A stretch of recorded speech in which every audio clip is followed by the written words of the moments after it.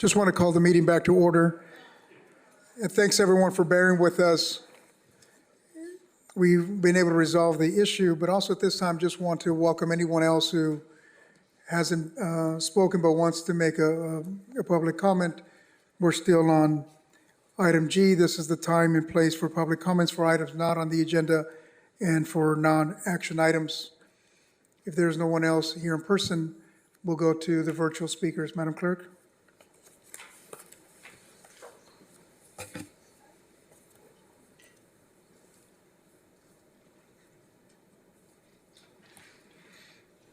Hi, can you hear me? Yes, we can hear you. Please go ahead. Oh, okay. Okay, good. Hi, my name is Doug Portello. I'm a 40-year resident of Oxnard. Good evening, Mr. Mayor, Mayor Pro Tem, City Council, staff, and the public. I just want to bring to everyone's attention that we lost a very special person here in Oxnard very recently, Peggy Rivera Ayala. She was three-time chair of the Homeless Commission. She served on the Homeless Commission for over a decade. She also worked for the city. I believe it was at the city clerk's office. And I knew Peggy for many years. She was a wonderful person who had a big heart for those less fortunate in our community, particularly the unhoused. And I learned a lot from Peggy, from her wisdom, from her knowledge about an issue that's close to my heart. I was very fortunate to have called Peggy a friend. She was a very dear person in my life, and we shared a kindred spirit for reaching out to those less fortunate, particularly the homeless. And so it was a very sad day to see Peggy's passing. But I think a lot of people in this community in Oxnard and the surrounding area were touched by a lot of the work and energy and effort that Peggy did. Particularly those in very vulnerable situations. She had a very dear childhood friend that she took in and gave a room to for years while that person waited for their HUD voucher. And she got her HUD voucher after 8 years and moved into a beautiful apartment over by 9th Street. And she's doing quite well there. And I think it was just one example of, Peggy's big heart and, giving space in her own home for a person. And I think that person wouldn't have made it. She was already a senior and had health problems and out on the streets. It can be very difficult and shorten a person's life. So I just want to have everyone remember Peggy, those that knew her or those that were touched by her. And I think there's a lot of people that Peggy touched that may not even know her name. But I'd just like to share that Peggy was just a superhuman being. And I was very blessed to have called her a friend and to work on that issue with her in the community. And I just hope that she rests in peace. Thank you for your time. Thank you, Mr. Thank you for calling in. Thank you. We'll go to the next virtual speaker. Hi, good evening, Mayor, members of the City Council. My name is Sarah Wachowski, and I'm here to give you your update on the ICE latest abduction numbers. Since January 20th, 2025, and as of 9 o'clock on June 15th, in the 805 area code, 2,152 people have been abducted. In Ventura County, 1,038. And here within Oxnard, 211. Over the past few months, Oxnard has been getting hit by ICE pretty much every day. And it's been rough out there. And we're coming up on the 1-year anniversary of the June 10th raid at Glass House. And we just passed the anniversary of, we're coming up on the 1-year anniversary of the July 10th raid at Glass House, which took 300 people, mostly Oxnard residents. And we just passed the June 10th anniversary of the smaller raid at Glass House that took 40 people from their families. That's really all I have to update on. So have a good evening. Thank you. Thank you, Sarah, for calling in. Madam Clerk, we'll go to the next virtual speaker. Virtual speaker, please press star 6 to unmute, and you have 3 minutes starting now.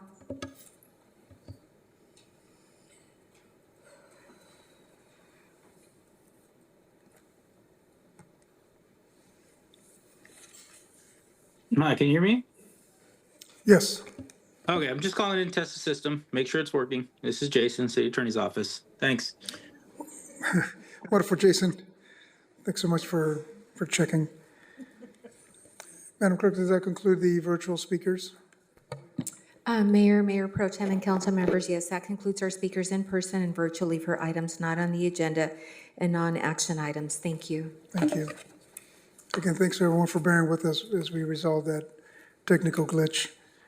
We will now move to the next item in the agenda. This is item H. This is a report from our city manager. Mr. Nguyen, go ahead. Thank you, Mr. Mayor. I have nothing for this evening, but I will say hello to Jason. Thank you. Thank you. The next item is item I. This is the report from council members. Commissioner Andrade, do you have anything to share? If not, we'll move to Councilwoman Perez. No? Okay. Councilwoman? Thank you, Mayor. Just a quick update on a couple of duties that I've been working on. Councilmember Basua and I met with CAUSE and their youth and climate team regarding the power plant at Ormond Beach. More to come on just the outcomes of that. I also had the opportunity to join Councilmember Mayor Pro Tem Turan at the Blackstock Junior High Community Schools end of the year celebration. I also had the opportunity to attend the Southwinds Neighborhood Council, the Filipino Independence Day flag raising. I'm also reoccurringly going to through my participation through the Air Pollution Control District. I had the opportunity to also meet with our seniors and staff over at the South Oxnard Senior Center, and just wanted to thank all of the team members, particularly Pam. Thank you for all of your work that you do for our community. It's much appreciated. And most recently, you will be seeing, I think, some graffiti abatement along the railroad in District 6. So definitely want to thank all that made that possible. This week we held our orientation for the Summer Youth Academy. We are going to be launching our second cohort this Thursday, so really excited about that, and just wanted to also thank Mayor Pro Tem for joining me in spearheading this initiative, and it's good to see the second cohort take advantage of the opportunities that the city provides over the summer, and that is my report. Thank you, Councilwoman. Councilmember Perillo? Thank you, Mayor.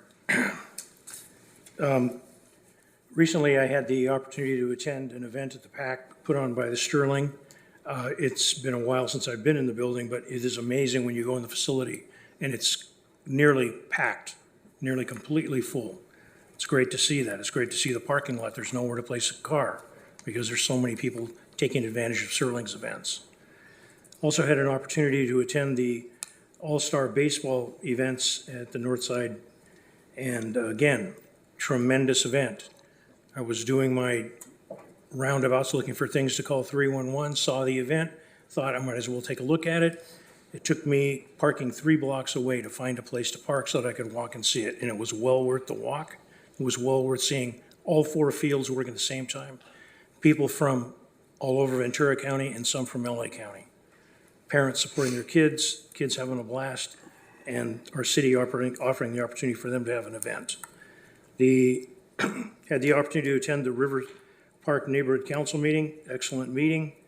Had the opportunity and good fortune to attend Filipino Independence Day. The guest speaker was tremendous. You got to hear some history about the Filipino flag. I don't have time to get into it, but if you want to learn something that I never learned in school, the history of the Filipino flag and why it is designed the way it is. The next, and I'd like to share this, I was at the Filipino event with fellow council members, and I was also at this emergency medical service graduation with fellow council members. 22 new individuals graduated from this program. The sad point, we have local newspapers, some in Oxnard, some in Ventura County, some internet. I wish they would cover these kinds of events. This is a tremendous thing. These 22 people will go out and help people, no matter what their surname is, where they live, what city. This is a tremendous event. And when you hear some of the stories of these children that are now adults and how the lives have been changed through the works of the fire department and the council supporting their activities, it's a big deal. I also had the opportunity to attend a BICEP meeting today. That's my comments, Mayor. Thank you. I'm sorry, beg your pardon. There's a Channel Islands Neighborhood Council meeting on Thursday, the 18th at 6:30. Oxnard Dunes Neighborhood Council was going to have a meeting at the same time, decided from the latest email that I received from the secretary, they've canceled it so they can take advantage of the Channel Islands meeting. The Colonia Neighborhood Council will have a meeting on June 24th, and the Shores, Oxnard Shores, will have a council meeting on June 24th. That's it, Mayor. Thank you. Thank you, Councilmember. Mayor Pro Tem. Thank you, Mayor. I've got quite a few things that happened in the last 2 weeks here, but I want to thank Miss Alice Sweetland, who's the current chair for the Senior Services Commission, and not only for all of her work, but for inviting me to lunch at the Wilson Senior Center to be there with the seniors and see their loteria and bingo and all the stuff they were doing and have lunch with them. And it was just great to see all the programming that happens there. And I appreciate the invite and all of her work. She did share that she will be terming out from her position on the commission. And so that is with regrets, but she's looking forward to next chapter where she has plans, as I'm sure if we know her, she doesn't have any downtime for her. So just wanted to thank her for that. I also attended the Blackstock Community Schools meeting, as Councilwoman Perez had mentioned, and I want to thank the Blackstock and Wainimi Elementary School District staff for being so open with the community and inviting community members out there and community leaders to see all the things they're doing and how they're supporting community members in this day and age. Also attended Paletas in the Park with Councilwoman Rodriguez. I'll leave that so she can do that update with Supervisor Lopez. I also attended a few graduations, the Vista Real graduation, and that was just a really amazing sight. And these are young people, much like Haley, our speaker today, who went to alternative education programs and really excelled in it and just were able to work really well in the way that they needed to and learn in the way that they needed to outside of comprehensive high schools. And so it's just great to see their accomplishments.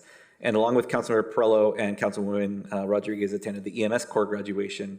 And I agree with what Councilmember Perello said. I hope that our local media and those in attendance can highlight those accomplishments more of these young people who are really venturing down some great career paths for themselves.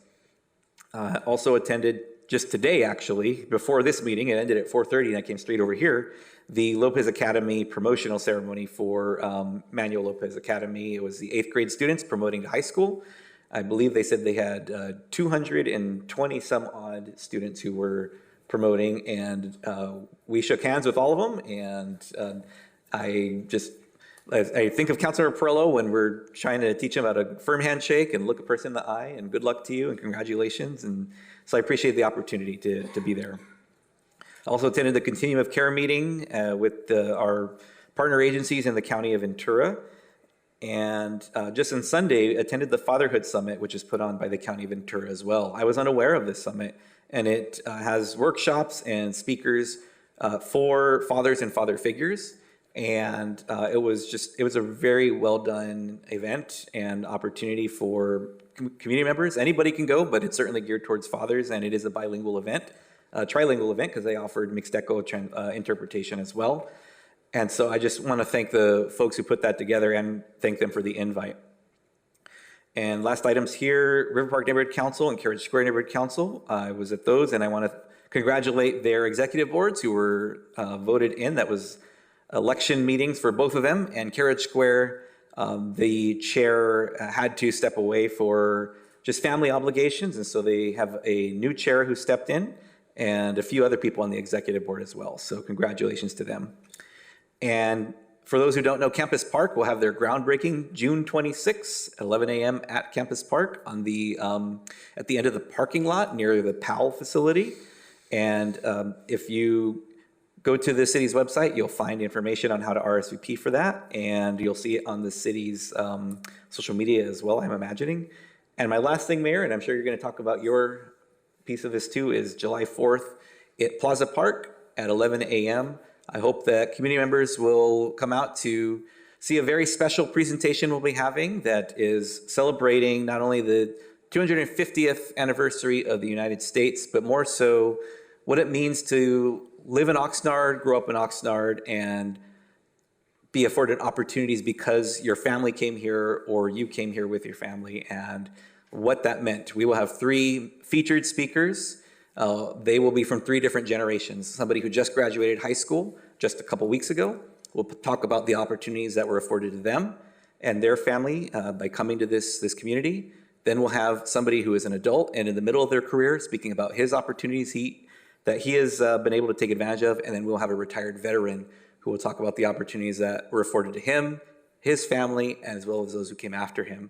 So I hope that folks will come out. These are all 3 Oxnard residents who are going to be sharing. I imagine that our community members will relate to any or all of them and their story and their journey. So I hope folks will come out. That's July 4th, 11 a.m. at Plaza Park. Same spot we do the Veterans Day and Memorial Day ceremonies, just next to the flagpoles and the memorial that we have there. So those are my comments. Thank you, Mayor. Thank you, Mayor Pro Tem. Councilwoman Basua? Thank you, Mayor. I also attended the Independence Filipino flag raising ceremony. I also attended a meeting with BMW North America regarding Arcturus Road and some issues going out there. It was a very, very productive meeting. Thank you to our police department for all their work out there. And I want to invite the community, if you have an opportunity to go to the South Oxnard Library, a mural is being painted. It is amazing. I drive by there every day on my way home and from home and to work, but it's just an amazing, amazing mural. I don't know if we have like a camera lapse that we should have done. I mean, it's just amazing. So I invite the community to visit the South Oxnard Library for that. And I want to also wish a happy Father's Day to all the fathers. Today we had a speaker, Haley, who commented her lack of having a father in her life. And I just want to say to all those fathers out there and to all those men that, are father figures, to those kids that don't have a father figure, thank you so much. You are definitely, somebody that kids, even adults look up to. So thank you for that. And last but not least, I also want to send my condolences to Peggy Rivera's family. Peggy was my appointee to the Homeless Commission in District 5. She had a lot of knowledge, and she did a lot of wonderful stuff for this community. So I just want to send my condolences to her family. Thank you. Thank you very much. Thank you, Councilwoman. Councilmember Starr? I'll keep this pretty short. So I went to the West Village Neighborhood Council meeting, and I'm really excited by what they're doing. They used to be not so active, but it seems like they've got new leadership and they're vibrant. I saw over 20 people at their meeting, and plus folks who don't live in the neighborhood were also there, but 20 people just from the neighborhood were there. I think the new chair, Sean, I think is his name, is really gung-ho, and he's out there encouraging people to come to the meeting, and apparently it's working really well. I attended the Philippine flag raising ceremony. We have a wonderful, vibrant community here, and I think we're very fortunate to have the mixtures of people that we have here in Oxnard, bringing different perspectives and their history and culture. There's going to be a neighborhood council meeting for La Colonia coming up June 24th, so I would encourage people to attend. And then I have a constituent issue. I had a person from, I think it was from the Cabrillo neighborhood, called me up and said that there seems to be a little bit of a crime spree involving the theft of catalytic converters. And he mentioned one gentleman a week or so ago who had this happen to him, and it cost him $2,400 to get that replaced. Those things are not cheap. And he's wondering, what can we do to reduce the likelihood of that happening? And I said, I don't know, but I'll certainly bring it up with staff at the meeting here, and maybe there's somebody from the police department that at some point can talk about what we can do to protect ourselves from this type of theft, which is really expensive and traumatic for many people.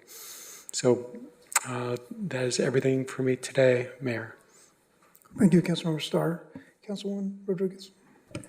That's a tough one on the catalytic converter. I lost my catalytic converter once when I went to a movie, and that was a very quick job, so I apologize for that. So I did attend, I hosted my office hours on June 6th at the library, so thank you, Mr. Magaña, for coming out. And so to some of the frequent flyers who come and flag different issues that they'd like for me to work on and tackle, I really appreciate that communication and just connecting with community. So feel free. I am not going to be hosting them on 4th of July. I will be spending time with my family, but I will resume in August.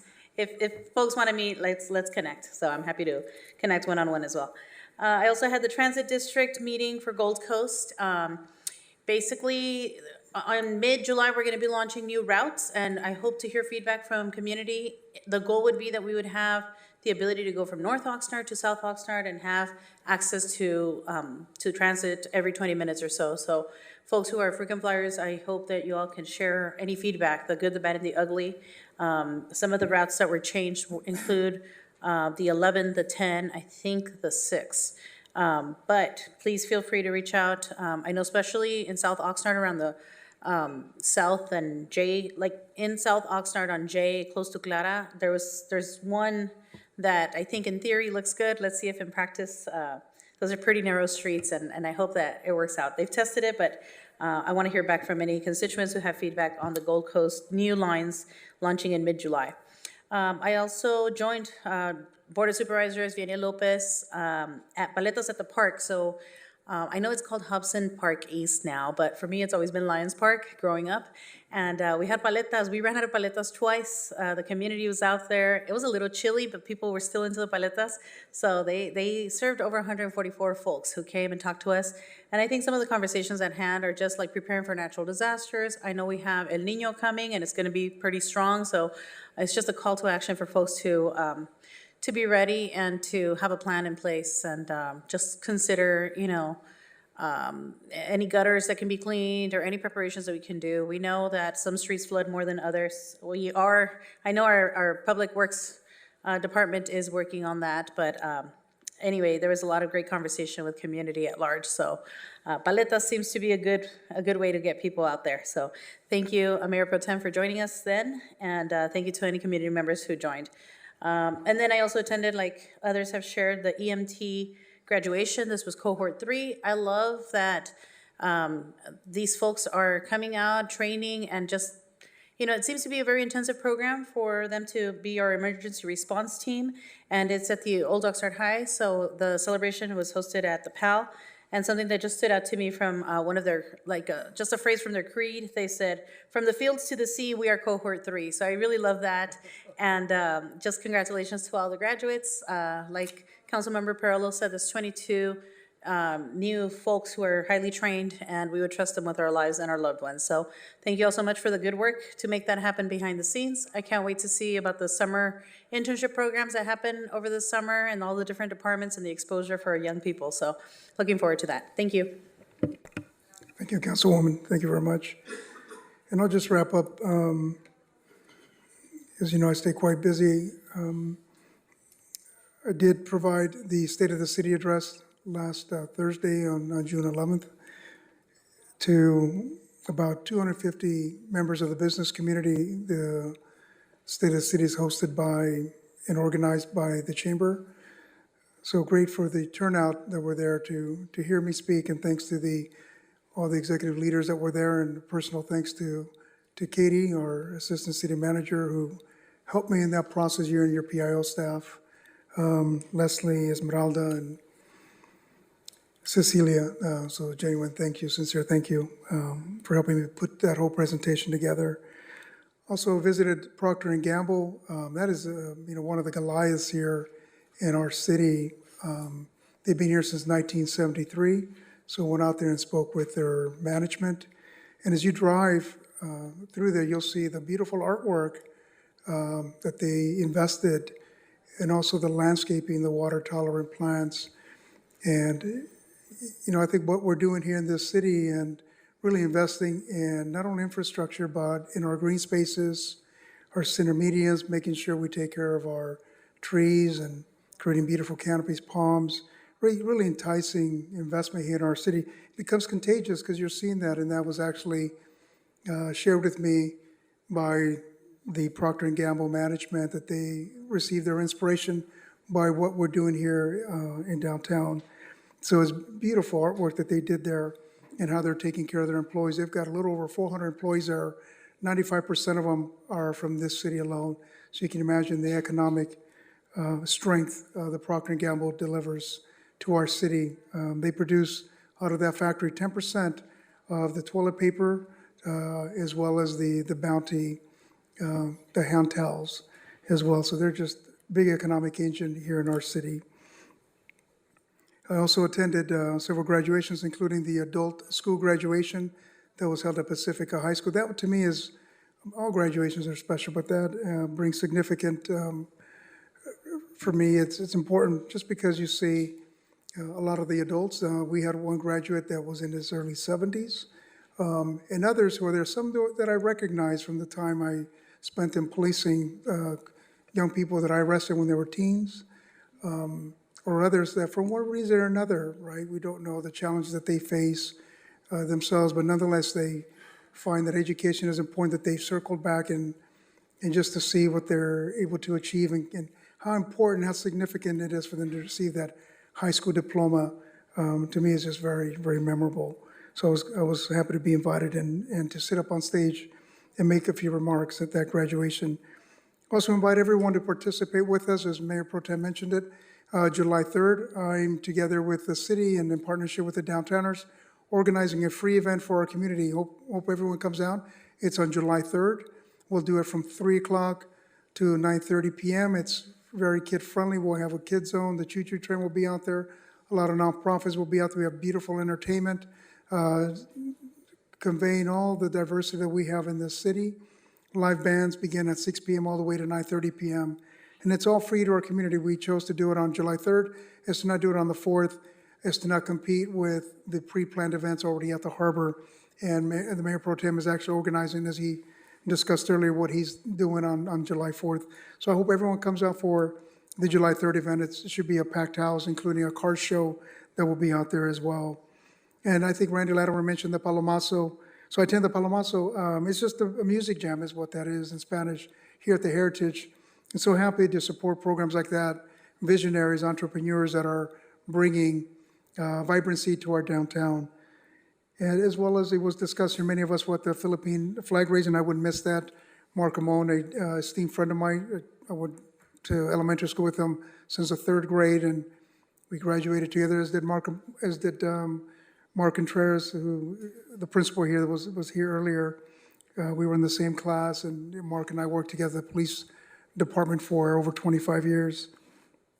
Also attended the fatherhood event that the Mayor Pro Tem mentioned over at Rio Vista Elementary School and made remarks there, as well as presenting the organizers and the founders with certificates. I spoke about, as some of you may know, I have 5 kids, and I spoke about my own joys and challenges being a father. As many of you know, it's tough sometimes, right? But the joy that they bring is immeasurable. I think that's the biggest investment we'll ever make is on our kids. And then last, I've been really pushing out the World Cup a lot, and there's been a lot of restaurants here locally that are showing the World Cup.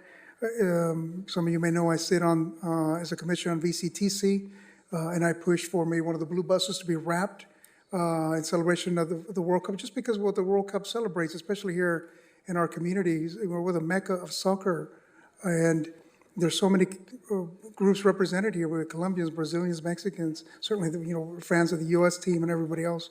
We couldn't get the blue bus to be wrapped in time, but we did get a train.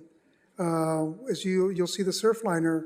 So I pushed for it. Well, you'll see one of the Surfliner train.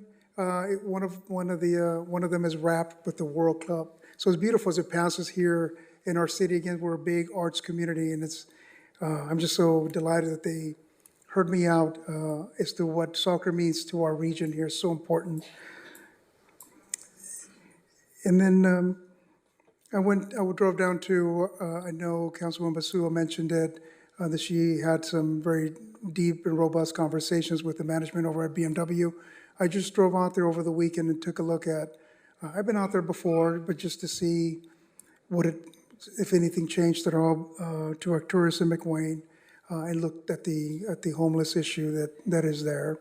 And Alex and I have really had some really good conversations along with our police chief and together with our executive leadership team and Councilwoman Basu and Councilwoman Perez. We're gonna figure out amongst ourselves what is the best approach to try to remedy what is happening there.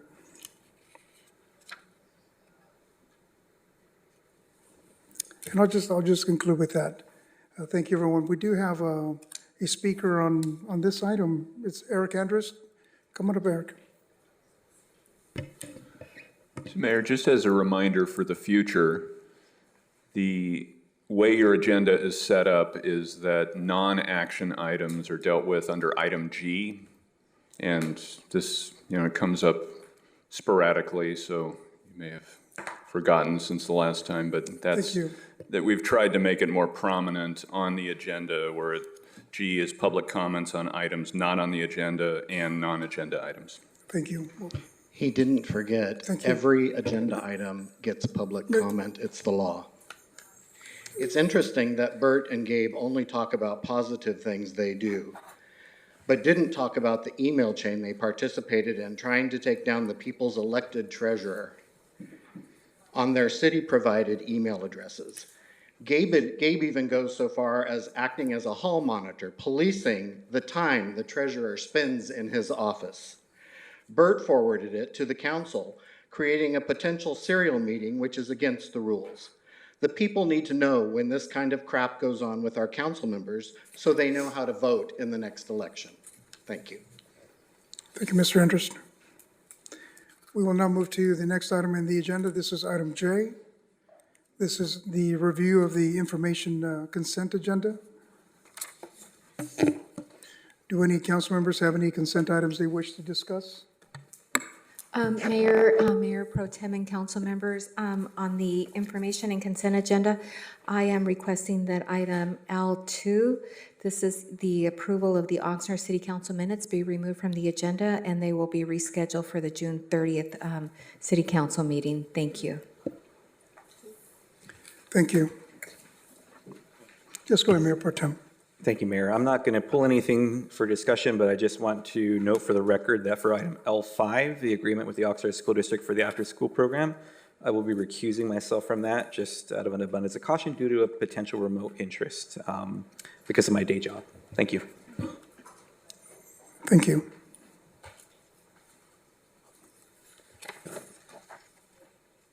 And I know that L7 and L8, this is from the Oxnard Housing Authority. But we will, what is the pleasure of council on the other items? Are there public comments? Thank you, Councilmember Starr. Madam Clerk, are there any public speakers on the consent agenda? Yes, Mayor, we do have one public speaker, and that is Alicia Purcell. Okay.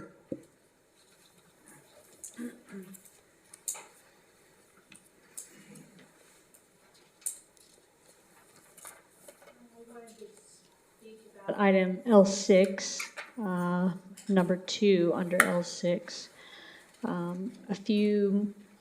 Maybe 2 or 3 months ago, I don't remember exactly, I requested that the list of contracts shouldn't only be items 100,000 and above. It should be all contracts that have been approved through this mechanism. For some reason, it only lists those between 100,000 and 220,000, I think is the top number.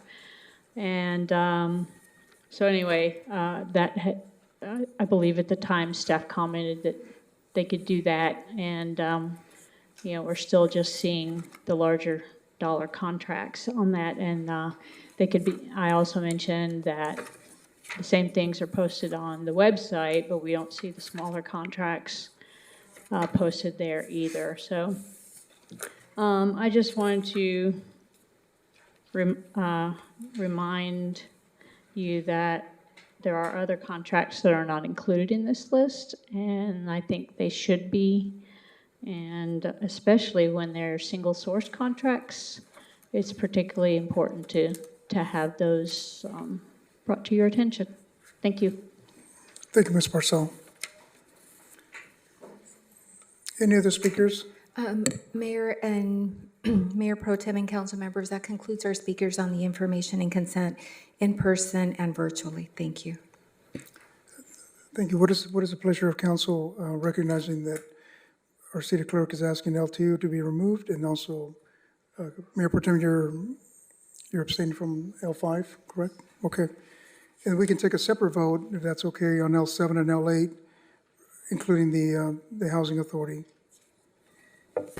I move to approve the consent agenda items with the exception of item 5, and then we'll take a secondary vote for 6 and 7. Okay. I'll second that. Yeah, 7 and 8, we'll take a secondary vote. Madam Clerk, call for the vote. Mayor and Mayor Pro Tem and council members, if you can go ahead and cast your votes. And this would be for items 1 through 15, with the exception of the 2 information and consent agendas, which are 7 and 8 for the Housing Authority. And also 5, just because the Mayor Pro Tem is going to abstain from making that vote. Okay.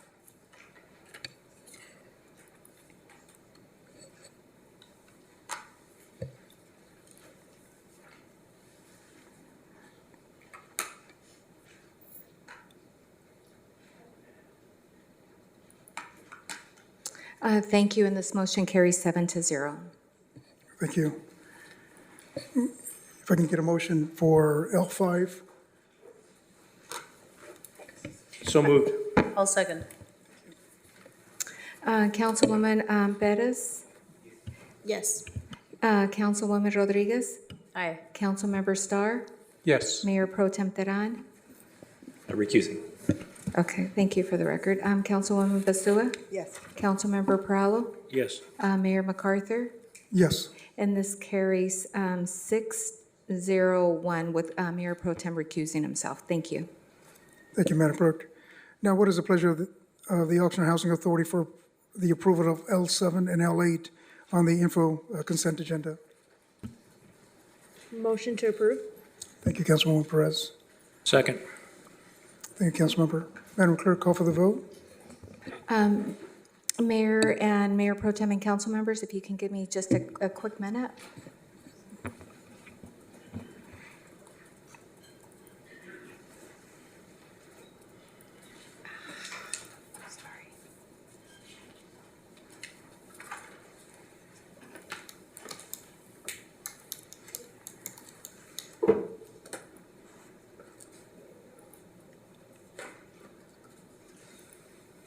Okay, Mayor and council members, if you can go ahead and cast your vote.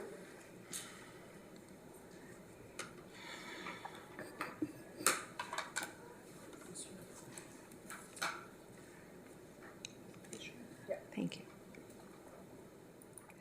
Thank you, Chair and Commissioners. This motion carries 8-0. Thank you. Thank you, Madam Clerk. This is the time and place set for a public hearing on item M1 from the Public Works Department. Subject 2025 Urban Water Management Plan and Water Shortage Contingency Plan. Recommendation that the City Council, 1, receive a presentation and receive public comment regarding the City of Oxnard's 2025 Urban Water Management Plan and water shortage contingency plan. 2, hold a public hearing on the 2025 urban water management plan and water shortage contingency plan. And 3, adopt a resolution to approve the 2025 urban water management plan and water shortage contingency plan and authorize city staff to file the plans with the state of California. The Public Works and Transportation Committee approved this item 3-0 back on May 26, 2026. And the presentation will be live. Director of Public Works and his staff, Michael Wolf, are here to answer any questions we may have. We start with the city clerk's certification of publication and written communications, if any. Madam City Clerk? Mayor, Mayor Pro Tem, and council members, there was a legal notice published in Be the newspaper on May 28th and June 4th, and the city clerk's office has received no written communications on this item. Thank you. Thank you, Madam Clerk. Do any council members have any ex parte communications or other disclosures regarding this matter to state for the record? No.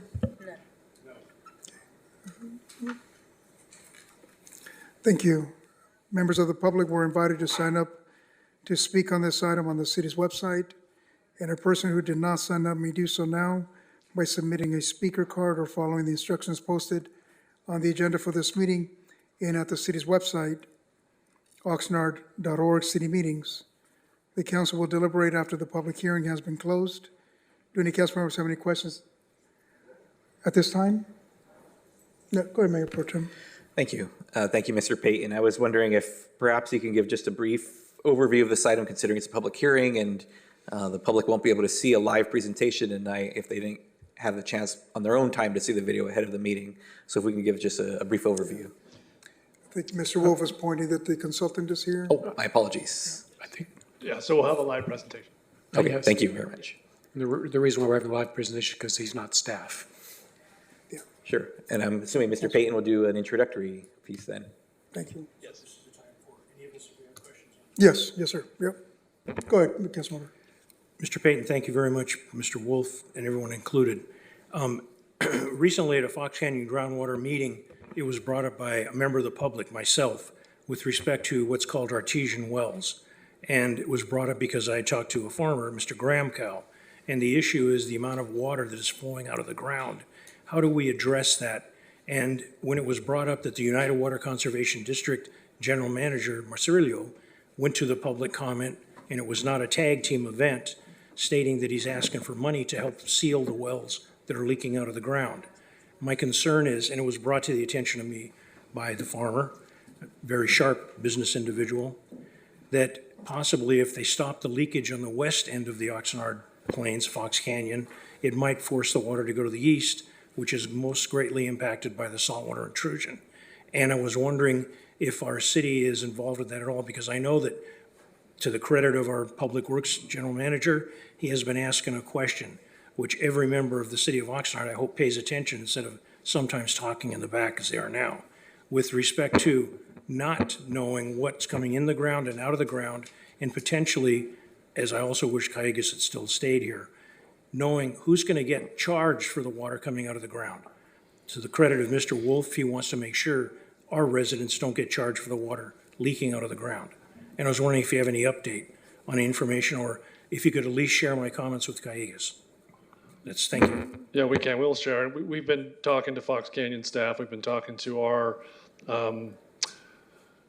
water resources staff. We've been talking to our code staff about potential issues associated with that well. So we do have conditions on certain parts of the groundwater basin where water's got enough pressure that'll come out of the ground without actually pumping it. So as you hear tonight in our presentation for urban water management planning, we take in consideration all kinds of groundwater conditions, whether it's artesian, this will be called an artesian condition, which is what you're seeing now, or an overdraft condition. So that will be part of the conversation tonight as well.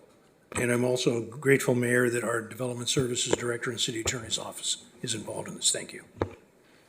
Thank you, Councilmember.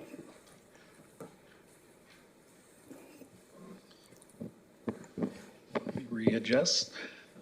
Okay, good evening, Mayor, Mayor Pro Tem, and council members. Chris Payton, Water Division Manager. Tonight, we are presenting the City of Oxnard's 2025 Urban Water Management Plan, along with the city's water contingency plan for council consideration and adoption. The Urban Water Management Plan is a state-required planning document that is updated every 5 years and submitted to the Department of Water Resources. In simple terms, it evaluates the city's water use, water supplies, long-term reliability, drought planning, conservation efforts, and how we plan to meet current and future demands. The Water Shortage Contingency Plan is included as part of this effort and provides the city's framework for responding to droughts, supply interruptions, and other water shortage contingencies. One point I want to specifically highlight is the role of our community. The plan shows that Oxnard met its state water use efficiency target, and in 2025, our per capita water use was well below that target. That success is not just the result of a document or a city program. It reflects the efforts of Oxnard residents, businesses, and water customers who have made conservation part of how this community uses water. I want to recognize and thank our customers for their continued support and for helping position the city for long-term water reliability. With that, I'd like to introduce Spencer Waterman with Water Systems Consulting, who has been working closely with our city staff on this update and will walk us through the key components. All right. Thank you, Chris, and thank you, Council, for having me here tonight. Chris hit a lot of the high points, so please forgive me if I repeat some of them. But yeah, the Urban Water Management Plan, or the UWMP, I believe we have a slide. Okay. I'll give a little overview until we get those slides. Oh, there we go. These are the points that I'll be going through today in the following slides. So Chris covered a lot of these, but these are required by the state every 5 years. And really, the exercise is to compare demands and supplies, determine if there is a surplus or a shortage, and then use that to inform planning for conservation or supply changes, things of that nature, and also to prepare for things that can't quite be foreseen, like water shortages and emergencies. Lastly, they are a prerequisite for grants and loans with the state. As was noted earlier, there are some communication and outreach requirements from the state, and one of those involves reaching out to neighboring water agencies. So on this slide, you can see all of the agencies that were sent a notification of preparation letter, and we coordinated with some of them on projections, such as Cayugas. Also mentioned earlier, there is a requirement to do a public notification, and then that went out in the local newspaper. And in addition, the draft plan was put on the city's website for review.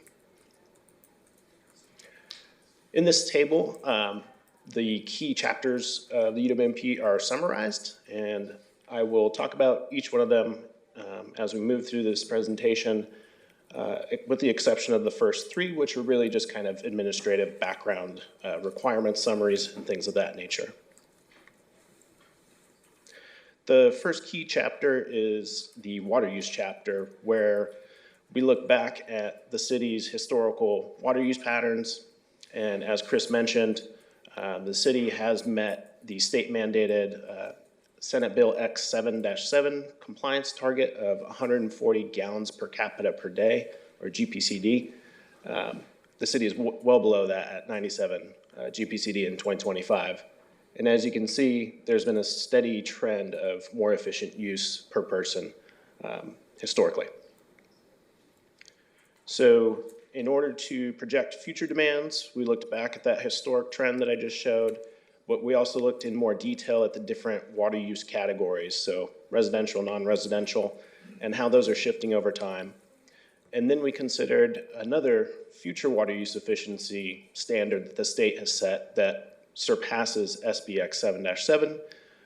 That new water use efficiency standard comes from the Making Conservation a California Way of Life regulation. And that regulation sets up something that's called an urban water use objective. And so ultimately that objective sets a formula of different types of water use that are split into residential and non-residential indoor and outdoor water use. and then it sets efficiency standards that gets more stringent over time by 2040. So in the chart on the right, we are showing a green line of what the state estimates the city should be using in the future. And then in the orange dotted line, based on coordination with staff, we added a trend line that accounts for some uncertainty in demand patterns in the future and growth, things of that nature. So overall, the planned water demand is expected to meet that state urban water use objective by 2040, like I mentioned. And this chart on the right just goes into more detail of what those different categories are for the state based on their formula for this water budget. The overall projection includes growth forecasts from the Southern California Association of Governments, or SCAG for short, and their growth data was developed with the input of community development staff back in the early 2020s. In addition to projecting this state-based projection, we also looked at other demand scenarios, but ultimately decided this is the best projection to align with what the state is expecting, also to plan for water conservation and water use efficiency in the future. In general, this projection is pretty high level, so it does not account for individual developments or projects.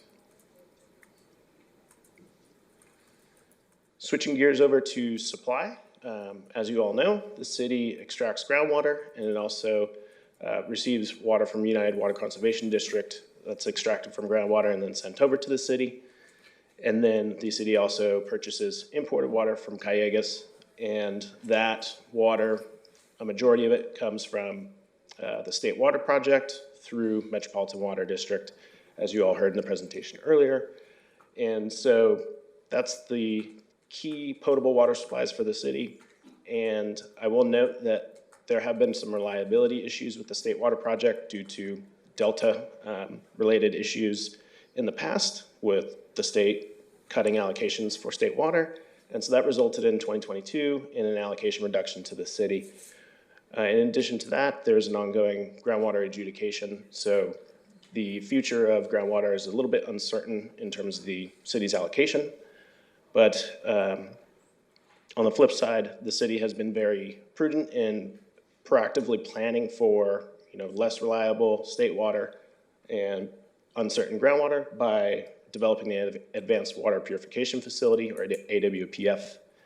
And so that recycled water is currently used for agricultural irrigation, although as the plan lays out, the expectation is that the AWPF will be used for groundwater recharge and indirect potable reuse, or IPR.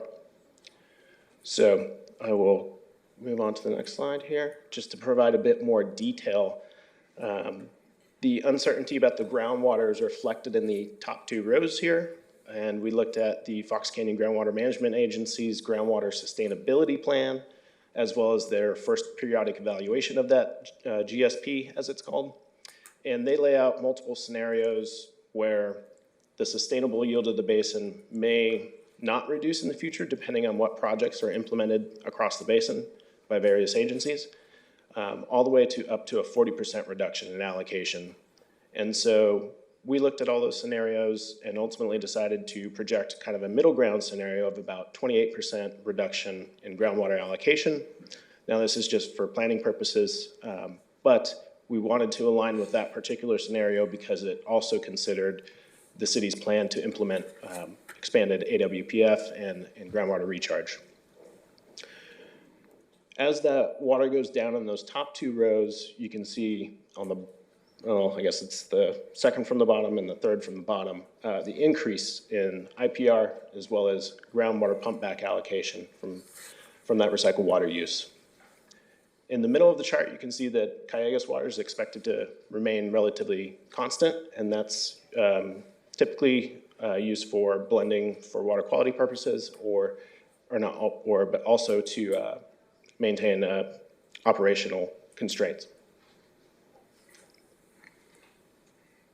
So when we combine the demand projections and the supply projections, as you can see in this chart, supply is expected to exceed demand, And so that is one portion of the UWMPs to consider that in what they call an average or normal year.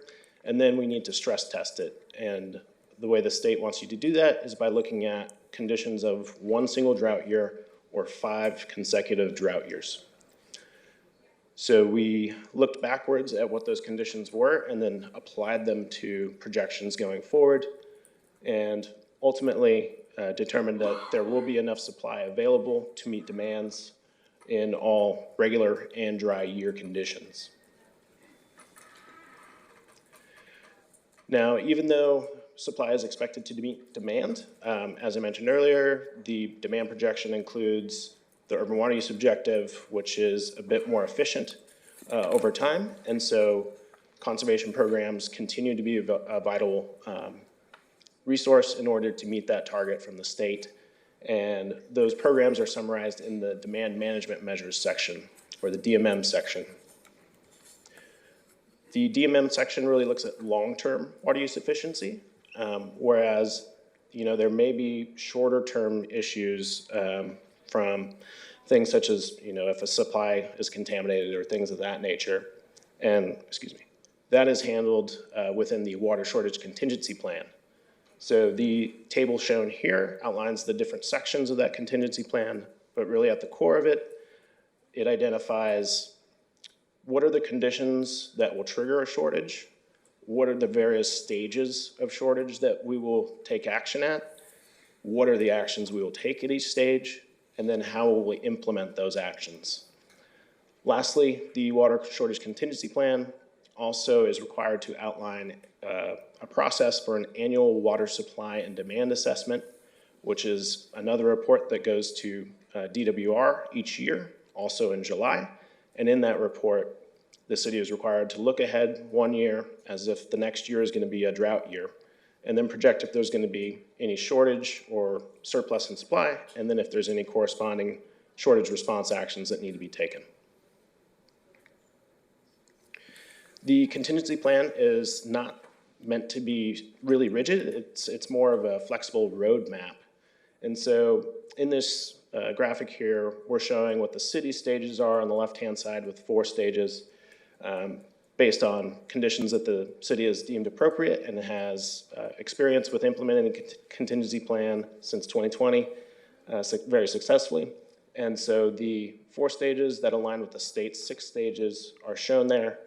And since the contingency plan was heavily updated in 2020 based on new requirements, and then it was successfully used, we did not anticipate many updates to the contingency plan from 2020. The last thing I'll mention about the contingency plan is due to the more short-term nature of it, it can be updated separately from the urban water management plan between those 5-year cycles. So in conclusion, we expect that demands will trend towards meeting the state water use efficiency target or urban water use objective, and that sufficient supply is available to meet those demands, provided there is continued development for the AWPF and IPR. The city has already achieved water use efficiency targets set by SBX 7-7 and is very well positioned to continue meeting those future targets. Lastly, the UWMP is anticipated to meet all DWR requirements. And with that, I'll turn it over to Michael for some closing remarks. Thank you.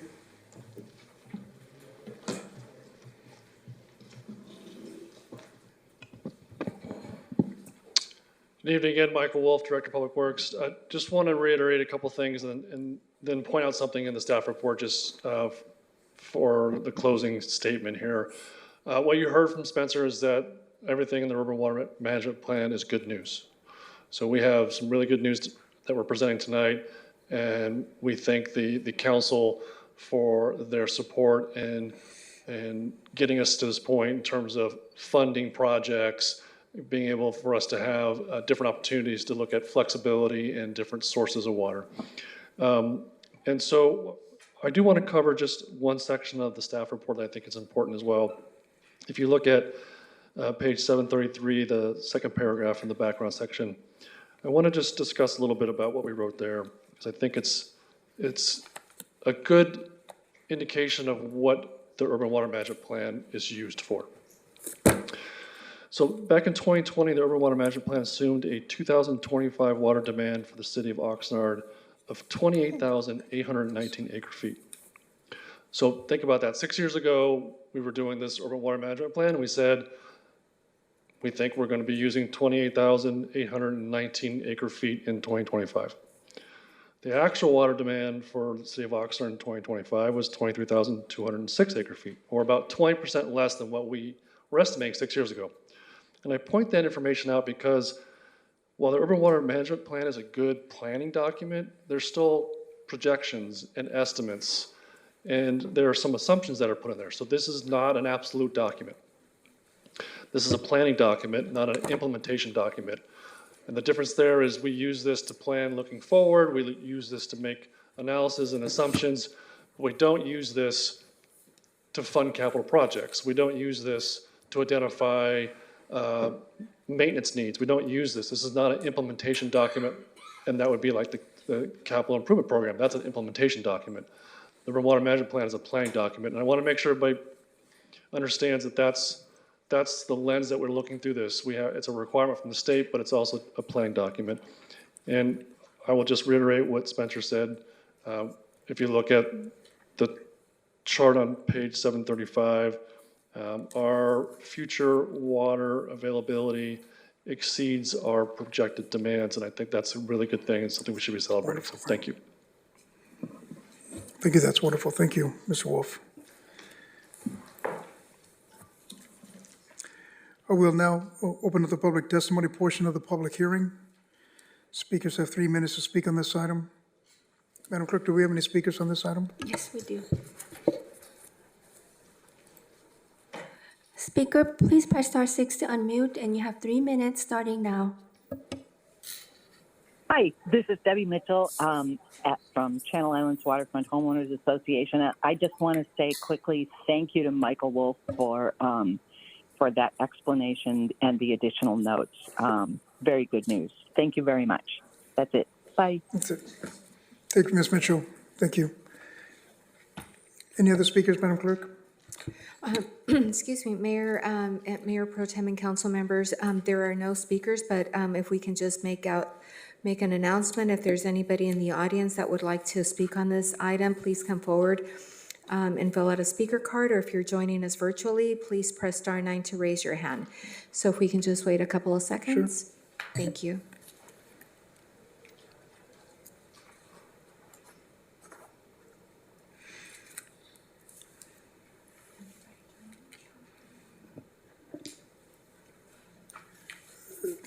Madam Clerk, seeing that there are no additional speakers.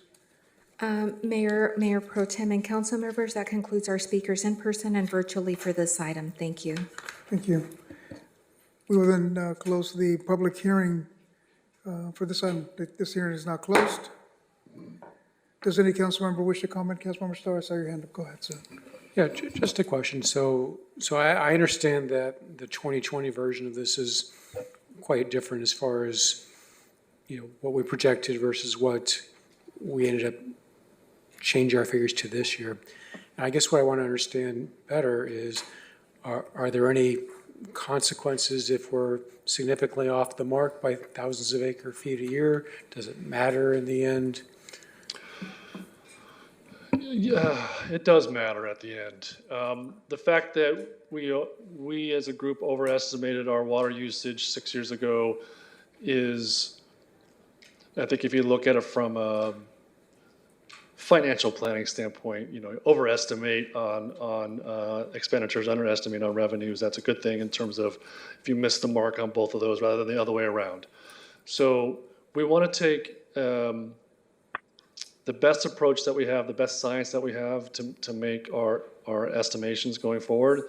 Because if we are way off, let's say, for example, in 2030, we're saying that our water demand is going to be 27,000, but it's 37,000. That's a bad thing, right? And not a bad thing because the document is not going to be accepted by the state. It's a bad thing because we still have to deal with that from an operational standpoint. We still have to deal with that. Where are we going to get that water from? And so it matters. It matters in terms of using our best understanding of history to project the future. But I think I've said this before, if I had a working crystal ball, I wouldn't be standing in front of you today. I'd be vacationing somewhere with lots of money in my pocket. So we do the best that we can with living within the requirements of the state. As you heard from Spencer, a lot of this stuff is state required, and then there's directives in terms of usage per capita, gallons per capita. So there's a lot of those directives that we're already meeting, which is great. But depending on our customers, we don't tell our customers, no, you can't use that water. If they are paying for it and they want to use it, they get to use it, right? So it does matter. Yeah, I guess I also want to ask, if the state didn't require this report, would you still want to have it? Would it be of use to you, or is it mostly we're just trying to comply with the state and we're going to just leverage that a little bit to make further use of it? There are some things in this document that I probably would say from a operational and long-term planning are not absolutely necessary. But to go through this planning process is necessary. To go through this understanding of where do we think we're going to be in 5 years, 10 years, 15 years is important. And yes, we would be doing this, and we are doing this. We are doing this from a capital improvement perspective. We are doing this from a staffing perspective. So we do this regardless of the state requirements. We may not be including some of the more nuanced components of this report, but the information that we gain from this report and the things that we have to think about to get there are things that Chris Payton and his team do almost on a daily basis from an operational capital improvement and staffing resource standpoint. Thank you. Thank you, Mr. Wolf. Go ahead. Councilmember Perlow. Along with that line, even if the state did not require this particular report, the state has a mandate over the Fox Canyon area because of saltwater intrusion, which impacts potentially in the future how much water will be allowed to pump out of the ground. That's something that some people apparently don't understand. And with respect to that, depending how drastic that number becomes in, and with if you can help us here, with the adjudication that is going on, can you give us the best case, worst case scenario on this? Because it's very significant to the city of Oxnard. Right, so the first part of the comment was about the Groundwater Management Act and the Sustainable Groundwater Implementation Plan, or Sustainable SIGMA. I forget what the acronym stands for, but basically it's the Ventura County, the groundwater basin is under a directive to address seawater intrusion.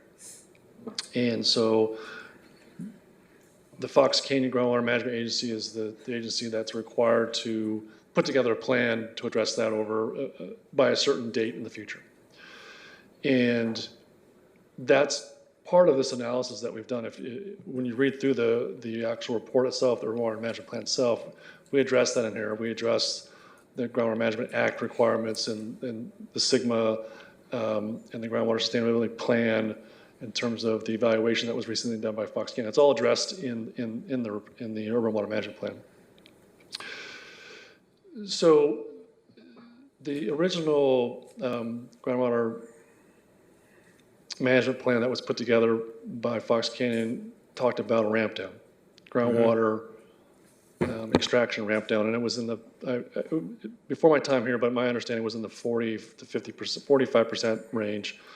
The new evaluation that was recently approved, I say recently, I think it's been over a year now, approved by Fox Canyon, has baseline perspectives, but baseline plus projects. So they have potential projects that would come into play that could reduce and or mitigate the need to ramp down groundwater production to get the basin into a sustainable process. And so we include that also in the Urban Water Management Plan. So if you were looking just a couple years ago, there was a potential ramp down of 45%-ish, give or take. If you look at the evaluation recently done by Fox Canyon, there are scenarios and projects, if implemented, potentially don't require a ramp down. So there's some extremes there in terms of what could and couldn't happen. As mentioned, we're actively in adjudication as well, which is separate and apart from the Groundwater Management Act. And so that adjudication could also dictate a reduction in groundwater allocation by property owners and agencies as well. Correct me if I'm wrong, one of the big issues, and you're 100% right, there was a potential for no ramp down, but it had to do with projects being put into place. And the significance of the projects was the cost and how they were going to be paid for. It seemed, as I recall, that was a big part of this equation. How are you going to get the money? Correct. So I mean, it's a pretty simple formula. It's a volume formula. You use water out of the ground, you got to put it back in. If that water's not available from the rain, you know, kind of where you're getting it from, or how are you going to replenish the ground? It's kind of a very simplistic volume calculation, but the cost to generate what would be considered non-native water, new water to the basin, could be very expensive per acre foot. You know, there's other places in the world, look at desalination. There's other places in the state of California that look at recycled water and direct potable reuse, which is what we have available to Oxnard in terms of our advanced water purification facility. So there's ways to generate sort of people put in quotes, new water or wet water, but there's a cost to those projects. That's correct. Thank you. Thank you, Councilmember. Any other questions or comments? Go ahead, Vice Mayor. Thank you. Just a quick thing. Thank you for the presentation also. Aside from the plan and the public hearing we're having tonight, I appreciate what was shared about Oxnard residents really raising the bar for themselves as it comes to conservation, even outside of times of established designated drought. And so, you know, I see in the presentation the phrase making conservation a California way of life. And it seems that we are a little ahead of the curve on that, which is nice. I hope that we can continue on that path. But I'm wondering if part of that, maybe a parallel effort into this conservation we're seeing within Oxnard residents, is the consumer market for things like washers and dryers and toilets and sinks being much more efficient with their water usage. Is that something that we're seeing also with newer developments, or as people remodel homes or add ADUs, that we're being more efficient with our water, just with our appliances? So the simple answer is yes, and there's also some state mandates in terms of what can and can't be sold. So the simple answer to that is yes, we're seeing quite a bit of that conservation component dealing with improvements in technology. Okay, and to Oxnard ratepayers, are they still able to access things through our water division, such as aerators for faucets or water hose, I don't know what they're called, but the spray, it's a stopper, so it's not just a hose openly distributing water. Those items are still available, low flow shower heads, right? Correct. Okay, great.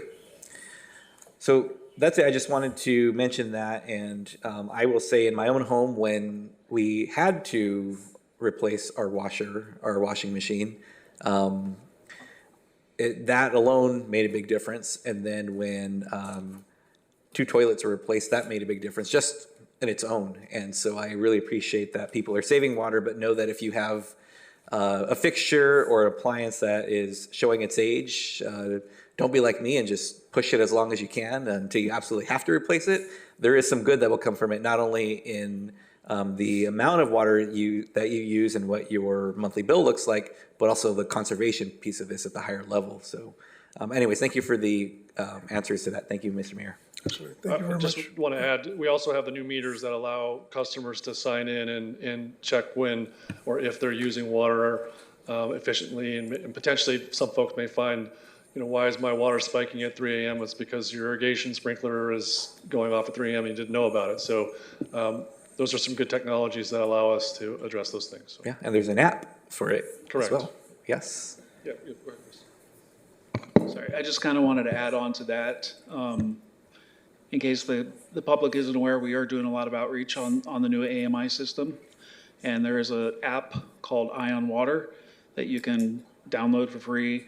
You can sign up using your account with utility billing, and you have all that access right on your phone. You can set up alerts, but the program also sends us alerts, so we're able to get ahead of leaks with this new system, and that has a lot to do with conservation as well. Just wanted to point that out. Thank you, Mr. Payton. Yeah, the app, I suggest folks download it and check it out. And I see on our Water Division's website, it does mention about leaks and how those can absolutely wreak havoc on people's water bills. And it'll probably start small and then it'll grow. And before you know it, this is your high bill, and why am I paying so much? And it would be unbeknownst until you realize it's a leak. So thank you for that. Yeah, I've got the app, Ion, it's Ion Water. I downloaded it and it helped me. I had a leak in our toilet and it sent me an alert on email. So we were able to just shut off the water, and so that's it's very effective. Yes, thank you. Any other comments or questions? Okay.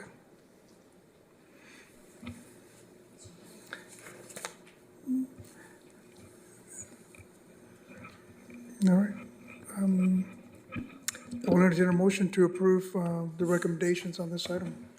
I make that motion. Thank you, Councilmember Starr. Second. Second. Okay. Madam Clerk, a call for the vote. Mayor Pro Tem and council members, if you can go ahead and cast your vote.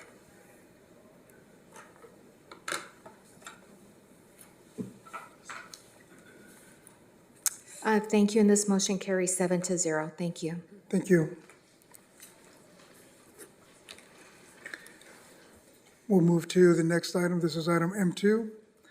This is the time and place set for a public hearing on item M2 from the Public Works Department, subject fiscal year 2026-27, resolution to levy assessments in the Waterways Maintenance District. The recommendation that the City Council, acting as the legislative body for the Waterways Maintenance District, 1, hold a public hearing regarding proposed assessments for the Waterways Maintenance District for fiscal year 26-27. 2, adopt a resolution to levy the maintenance assessments on property within the Waterways Maintenance District for fiscal year 26-27.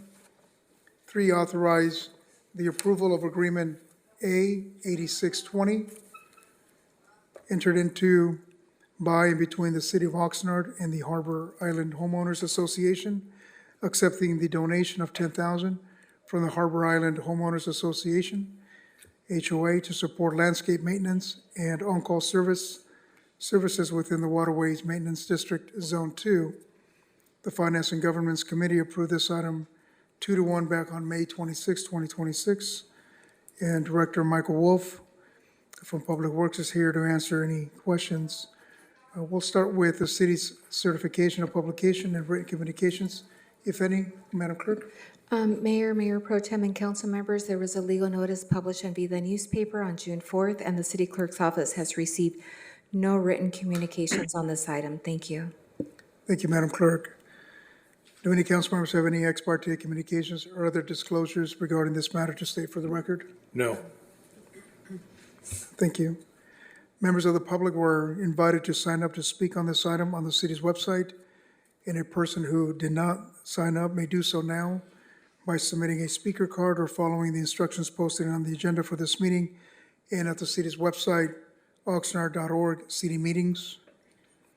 Anthony Miller, Special Districts Manager, posted a video presentation regarding this item and is available to answer any brief clarifying questions council members may have before we take public testimony on this item.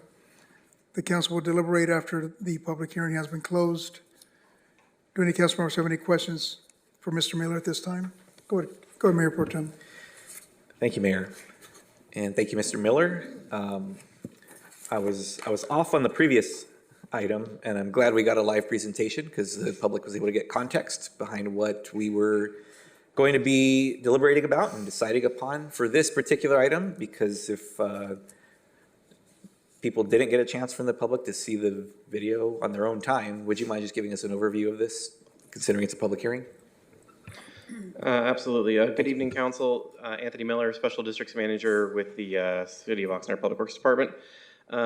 In brief, this assessment district is, I have to turn to the right section of my packet, I'm sorry, is the area on the south end of the Channel Islands Harbor, the city section of the Channel Islands Harbor, excuse me, the Mandalay Bay area and the Harbor Island area. Mandalay Bay is Waterways Zone 1, Harbor Island is Waterways Zone 2.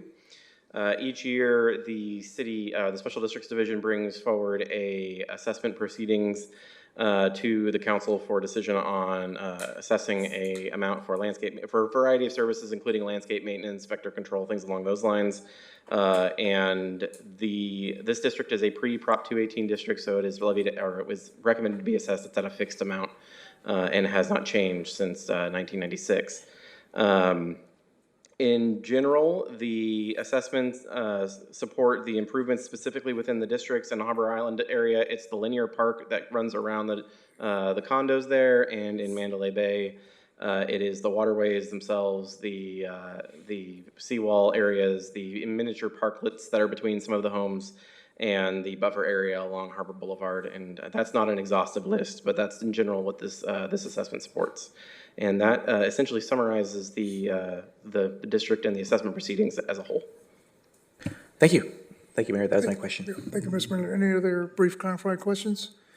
If not, we will now open up the public testimony portion of this public hearing. Speakers have 3 minutes to speak on this item. Madam Clerk, do we have any speakers for this item? Mayor Pro Tem and council members, yes, we have one virtual speaker.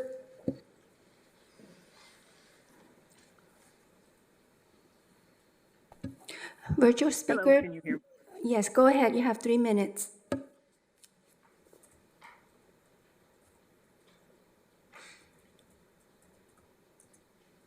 Hi, my name is Debbie Mitchell. I'm with Waterways 1, Channel Islands Waterfront Homeowners Association, and I just wanted to say that it has been wonderful working with Public Works and Anthony Miller for the last number of years, trying to figure out the best process so that we can eventually pay more money and protect our seawalls.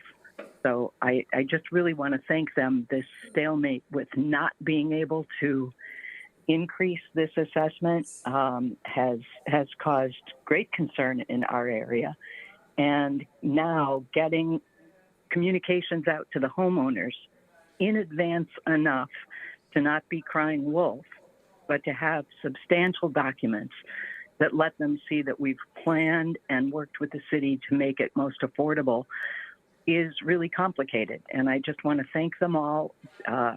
We fully approve this because there's nothing to disapprove at this point. And thank you very much to Public Works and to the city staff for working with us diligently. This has been great. Thanks. That's wonderful to hear. Thanks, Ms. Mitchell, for calling in. Any other public speakers? Mayor Pro Tem and council members, that concludes our speakers in person or virtually for this item. Thank you. Thank you. Seeing that there are no additional speakers, then we will close the public hearing. The public hearing is now closed. Does any council member wish to comment? If not, I'll entertain a motion to approve. Go ahead. So I just wanted to say for the record that I will be voting no on this recommendation because at no point have the registered voters in this district been given the opportunity to approve this tax in a general election. Thank you, Councilmember Starr. Any other comments or questions? If not, I'll entertain a motion to approve the recommended actions. I'll move the recommended action, Mayor. Thank you. Is there a second? Thank you. We've got a motion by Mayor Pro Tem and a second by Councilwoman Basua. Thank you, Mayor, and Mayor Pro Tem and council members, if you can go ahead and cast your vote.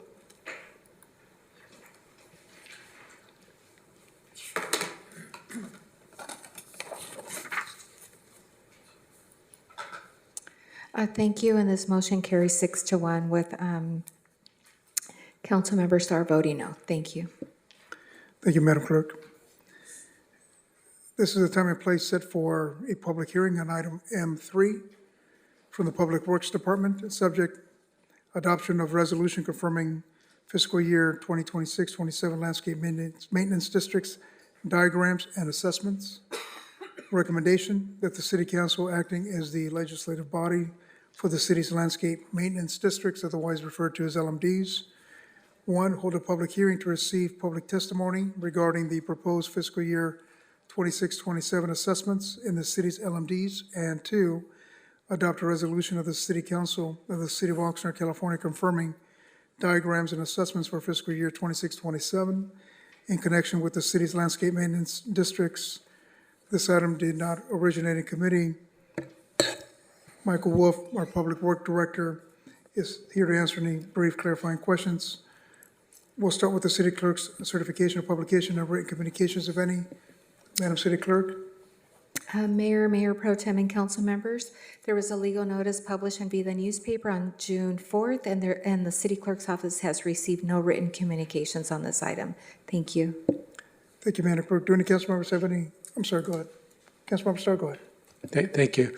So my employer, Haas Automation, pays an assessment at Landscape Maintenance District number 30. So I will be recused myself from that portion of the vote. Thank you, Councilmember.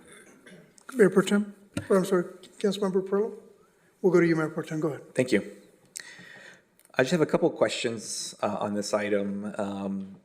First one is if we could just get a brief overview of it, but then I have some questions about the item itself. I guess, Mayor, say something. Go ahead, Councilmember Pearl. Mayor, on the verge of caution, I just want to make sure. I live in Landscape Maintenance District 13. I live in the District 13, La Village. I've spoken with the city attorney, and the city attorney says I have the ability to vote on this.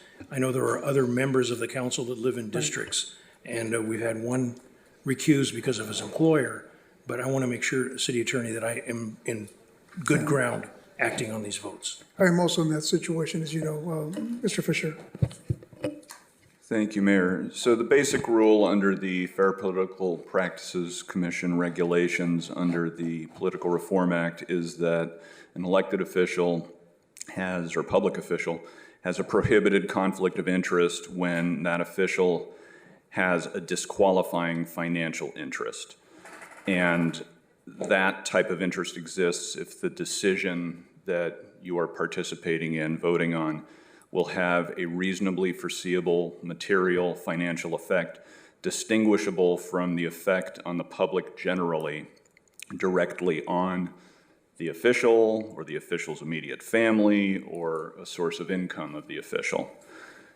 So there is a public generally exception to that rule that states that a governmental decision's financial effect on a public official's financial interest is indistinguishable from the effect on the public generally if the official establishes that a significant segment of the public is affected and the effect on the official's financial interest is not unique compared to the effect on the significant segment of the public.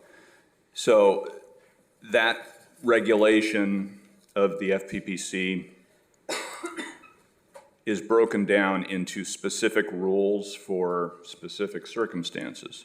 And one of those circumstances that's laid out is for public services and utilities. And the way that reads out is that the financial effect is deemed indistinguishable from that of the public generally, where there is no unique effect on the official's interest, and the decision sets or adjusts the amount of an assessment, in this case, for broadly provided public services that is applied equally or proportionally or by the same percentage to the official's interest in all businesses, properties, or individuals subject to the assessment. So my understanding here is that you are just setting the assessment. You're not changing the rules of how the assessment is applied. You're not changing the boundaries of the district. You're not making a decision that would take it outside the scope of this public generally exception. And that in setting the assessment, as you do each year, you are setting an assessment that is applied in a way that is not unique to your interests. So whether it's the mayor or Councilmember Perrello, and it's rather attenuated if somebody's employer is involved. Okay. Thank you very much. And this also, I understand, confers to homeowners and renters also. So if a renter lives in a district, they might want to step up. So in my case, I live in Landscape Maintenance District number 43, but because I'm a month-to-month payer of rent, the city attorney has advised me that I wouldn't be affected by that. Okay. Thank you. Thank you, Mr. Fisher.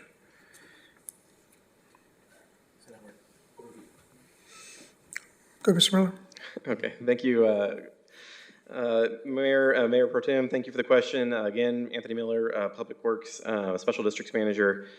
In short, LMDs have to go through effectively a three-part process. We combine the two of the actions into one meeting, which occurred earlier this month, in that the City Council sets a date, directs an engineer's report to be created and sets a date for a public hearing. Today is the day of the public hearing in which the assessments are officially approved or disapproved. And in general, the assessments and their documentation is contained within the consolidated engineer's report that comes as an attachment to this agenda report. Each district is evaluated within the confines of that engineer's report. However, they're evaluated individually. Each district does take care of similar improvements in general. However, each district has different amounts of improvements. Some have different types of improvements. However, by and large, we're discussing landscaping and lighting. Landscape and lighting districts are formed under the Streets and Highways Code, and that Streets and Highways Code is the code in which lays out the process by which the City Council has to follow to approve these assessments. In general, the only thing that I would say has changed from prior years in comparison to this year is that recently, within the last year, the City Council approved a landscape and funding policy, or a maintenance and funding policy for landscape maintenance districts that sets different guidelines for staff to follow when creating the engineer's report and also calculating different assessment rates for each district. And that generally summarizes the report. I have just two questions, Mayor. So, Mr. Miller, one item of interest or a topic that I'd like to cover just before we get into the public testimony portion of this. As it pertains to special districts, can you explain what special districts administrative expenses mean to LMDs? And as a follow-up to that, what services do these costs represent regarding LMDs? Absolutely. So administrative expenses is probably a little bit of a misnomer specifically for LMDs. Special districts as a division within Public Works provide services directly to these LMDs. Now, yes, that may mean the management of contracts or the administration of contracts that provide services within these districts, but special district staff also provide direct services on the ground within LMDs, responding to constituent requests, responding to calls for service, whether that comes from other departments within the city saying there's an issue in an area or from a resident. But there are specific items in which city staff or special district staff perform work within these districts and provide a service directly to these residents. So administrative expenses or administrative overhead is a function of managing the ins and outs and day-to-day operations within these districts themselves. So it's not specifically just a amorphous dollar figure that's spread amongst different districts. It does tie back into the proportional size of each district's maintenance and operating budgets. And that's how staff attempts to fairly distribute the amount of staff and overhead expenses that are attributed to LMDs amongst all 36 districts. Okay, thank you. And along those lines, I know you stated it, but I think this is a good example. Within District 2, I have two very small LMDs. So can you confirm that the LMDs are responsible for like a proportionate administrative costs? That is correct. So the two districts you're referring to, LMD 54 and LMD 11, pay differing amounts of administrative expenses based on, again, the proportion of their operating budgets that they command. LMD 54, as an example, is last fiscal year. Part of the expenses will go directly towards things like managing the contract that we use to plant trees within the district. So there are some two trees that were planted within the district in the parkway there. And LMD 11, on the other hand, is one of our cap districts. Their budget is relatively small, and also subsequently receives a little bit less in terms of direct services from staff because they frankly can't afford to receive more. So we tie services directly to the amount of budget that each district is able to support. Okay, thank you very much. Those are my questions, Mayor. Thank you, Mr. Miller. Go ahead, Councilmember Stark. Yeah, I was kind of curious about what the status is of the landscaping service contracts that we have. I don't remember when was the last time they came up before us, but are they multi-year contracts? How frequently do they get renewed? Where do we stand today with those? So special district agreements follow the same bidding and procurement rules as other general service agreements throughout the city. In this particular case, the LMD landscape maintenance agreement, I believe, was taken in 2022. It's 3 years old at this point, and is something that staff is currently evaluating as to whether or not we will be rebidding it. Since we follow the same rules that the rest of the city does, our agreements can range from anywhere between one 12-month period with the option to extend for up to 5 years, or in this particular case, the landscape maintenance agreement, I believe, was bid to be a 3-year agreement with 2 options to extend. So that's currently under evaluation. Okay. And one thing I'd like to have a better understanding is getting back to the admin charges. So it wasn't that long ago that we had one full-time equivalent person assigned for special districts. And if my memory serves me correctly, I think in the proposed budget, I think we have like 15 full-time equivalents. If I'm wrong, please correct me on that. And I guess I'm just trying to understand why, assuming I'm accurate here, why it takes 15 full-time equivalents to run special districts. So I can't exactly confirm or match the number of full-time equivalents off the top of my head. I don't know if it comes out to 15. I do know that there are a couple staff members that are not fully attributable to special districts. The total number of staff within special districts is not 100% attributable just to LMDs. The special districts division manages 50 districts in total, and those budgets vary broadly across the board. Part of the creation of the special districts division was a recognition by the city that more direct management was needed in these districts to make sure that the city was doing what city was supposed to be doing under the confines of the law. The special districts division allows the city to provide specific services directly to these districts and does not have to share that time with other portions of the city. That is, frankly, in my opinion, is actually quite a good benefit to the residents of those districts because they essentially have a staff that is directly answerable to landscaping issues or issues of improvements within their districts that directly correspond to their community in which they live. Now, in terms of the total number of staff members and growing over the course of the last few years, there, I think, has been a recognition within the Public Works Department that special districts do take time and effort to manage properly. Like you said, there are 50 districts and those budgets vary wildly. LMDs do take a portion of that, but they don't pay for the total cost of 15 staff members. They pay for a portion of that. And that portion is proportional to the amount of budget that specific section of districts commands. So I hope that answers your question. Oh, sorry. If I could just add a few things, I think it's important. When I first got here, I heard a lot from our community about things that weren't getting done in special districts. And so when you look at that from a perspective of whether there's only one person or one FTE and now there's more, I would say that there's more stuff getting done. We are speaking to the community and answering what they're requesting. When they request projects, we have staff members that can do it. When I first got here, there was lots of projects not being done, lots of analysis not being done, lots of maintenance items that weren't being done or addressed. likely because there was only one staff member or so assigned to it. Now we have staff members that can do the projects, do the QA/QC, respond to requests that the communities are demanding for the dollars that they pay. So I see it from a perspective of we are correctly staffed now. And I think that there are folks that have pointed out things that weren't managed correctly when there was one person. And I believe that Anthony's team has made big strides in addressing some of those things because it was too much for that little amount of staffing. So I see this of we are responding to what the community is asking for. Thank you, Mr. Wolf. Go ahead, Mr. Pearl. Yes, Mayor, I totally agree with what Mr. Wolf just said.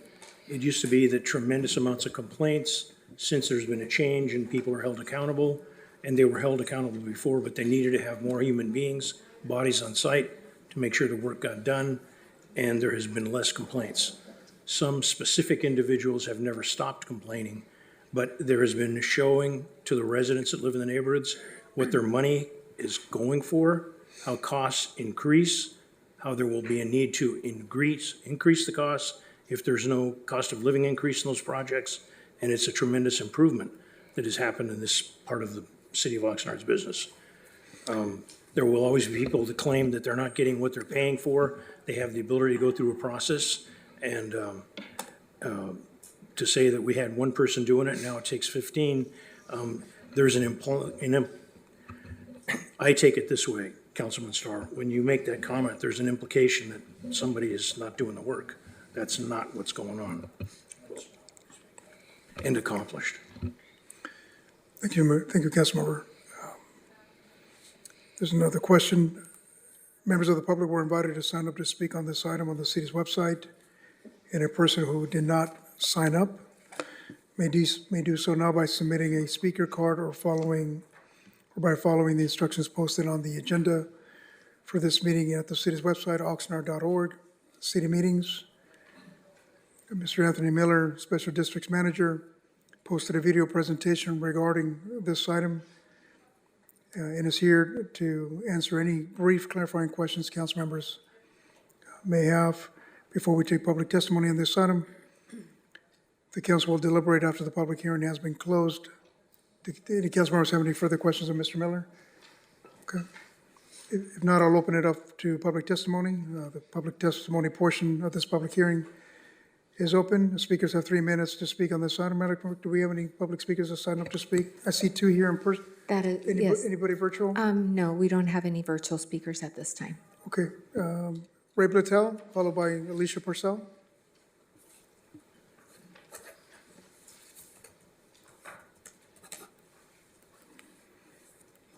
Thank you, Mr. Blatel. Go ahead. Thank you. Thank you, Mayor, Mayor Pro Tem, council members, public. I'd like to preface my comments on, this is my understanding of how LMDs were established. A vote was held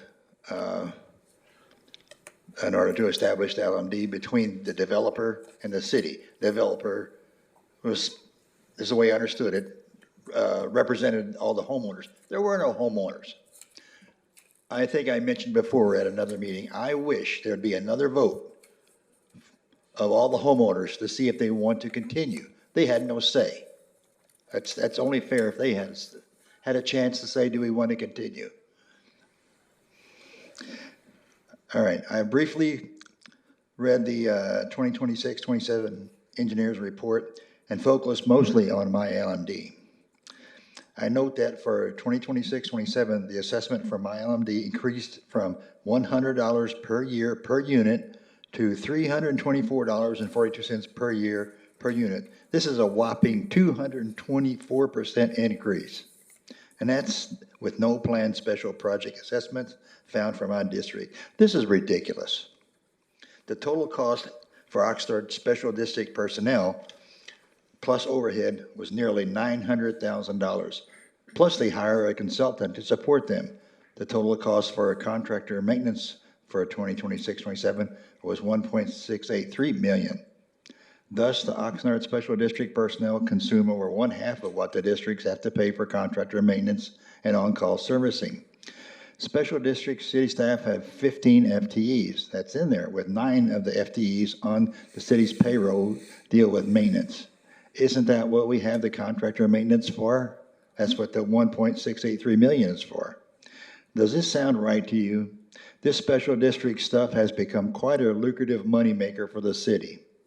And I need to remind you, speaking only for my special district, we homeowners are being assessed extra funds to maintain areas which actually belong to the city, nothing attributed to the property of the assessed homeowners. Thank you. Thank you, Ray. Alicia Purcell?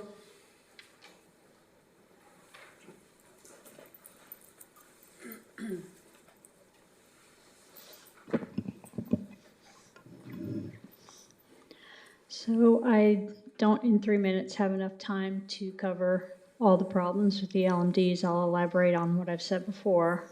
In some areas, a large percentage of these funds are not actually used for landscaping and lighting services for the residents in the districts. Way too much money goes to administrative overhead charges. And by the way, the 15 FTEs came from, it's in the budget document that you'll be working with later this evening. Let's talk about equipment and supplies purchases. It wasn't that long ago the city repaid money to the LMDs for a lot of improper charges, including equipment purchased with LMD funds, though the equipment disappeared into some other department. It took the city several years to get around to refunding that money. They said it was because they were working hard to make sure they found it all. But Ray Blotell and I have looked at a whole lot of other invoices for equipment and supplies purchased with LMD funds. For example, I saw an invoice for 6 chainsaw chains, and there was a handwritten note on it that said this was for LMD number 25. Well, LMD 25 doesn't need 6 chainsaw chains, but the accounting shows that it wasn't even booked according to the note that was on the invoice. It went into administrative costs, which then gets spread among all the districts. This sort of thing happens over and over and over, where the invoices indicate it's for a particular LMD. It gets booked to administrative costs, and all the LMDs pay for it. There's a lot of graffiti removal gel that's purchased. It's often booked into administrative costs, which gets spread across all the districts, including at least 10 districts that can only pay for trees, shrubs, and ground cover. Now, do you think there's a lot of graffiti on shrubs? They shouldn't be paying a portion of graffiti removal supplies. The sheer volume of equipment and tools that have been purchased with LMD funds is just implausible to me, that it's all for the special districts. A lot of invoices say the items were delivered to the Parks Department. Is there any LMD that needs drywall screws and tools for cutting porcelain tile? There are invoices for that. Purple primer paint sounds like it's what they put on the recycled water pipes, but no LMDs have that, but it gets charged to admin costs and all the LMDs pay for it. It's just, there's a lot of weird things in there that don't seem right to me. While it's reasonable that, accounting mistakes can happen, there's so much of this. It's not just mistakes. It seems intentional. Thank you. Ms. Purcell, thank you. Madam Clerk, any other speakers? Mayor Pro Tem and council members, that concludes our speakers virtually and in person for this item. Thank you. Thank you. Given that there are no additional speakers, then we will close the public hearing. The public hearing is now closed. Does any council member wish to comment further?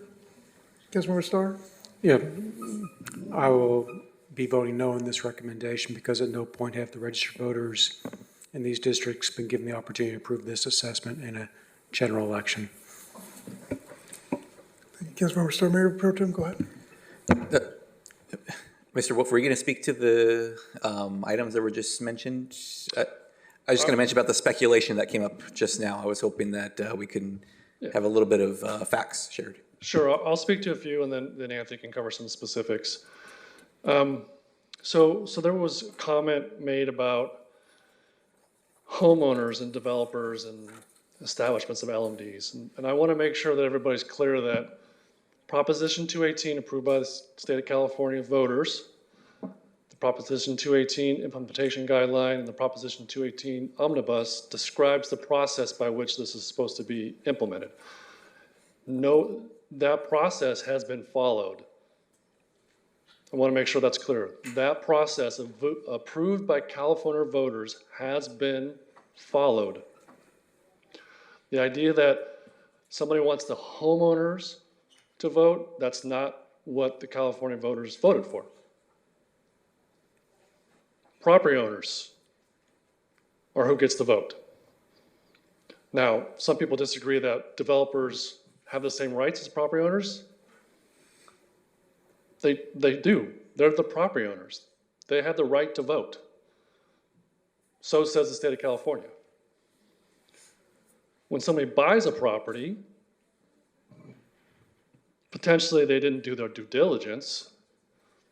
They didn't review the documents they're supposed to review. And they're ignorant on the fact that they're an assessment district.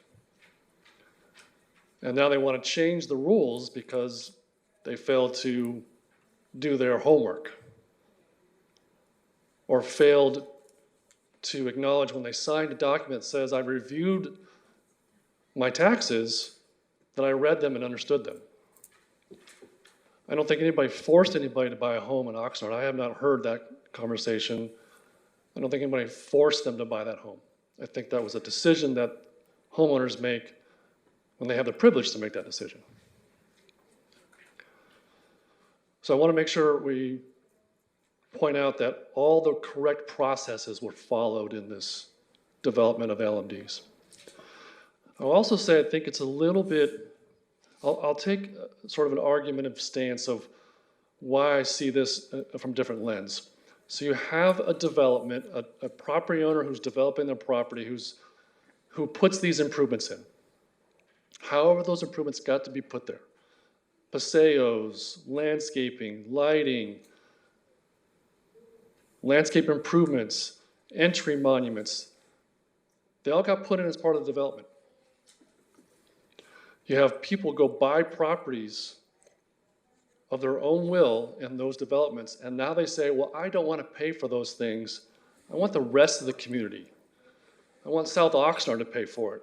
I want to take general fund money away from those communities to pay for the landscaping that I should be paying for. Because I purchased a home in that development on purpose.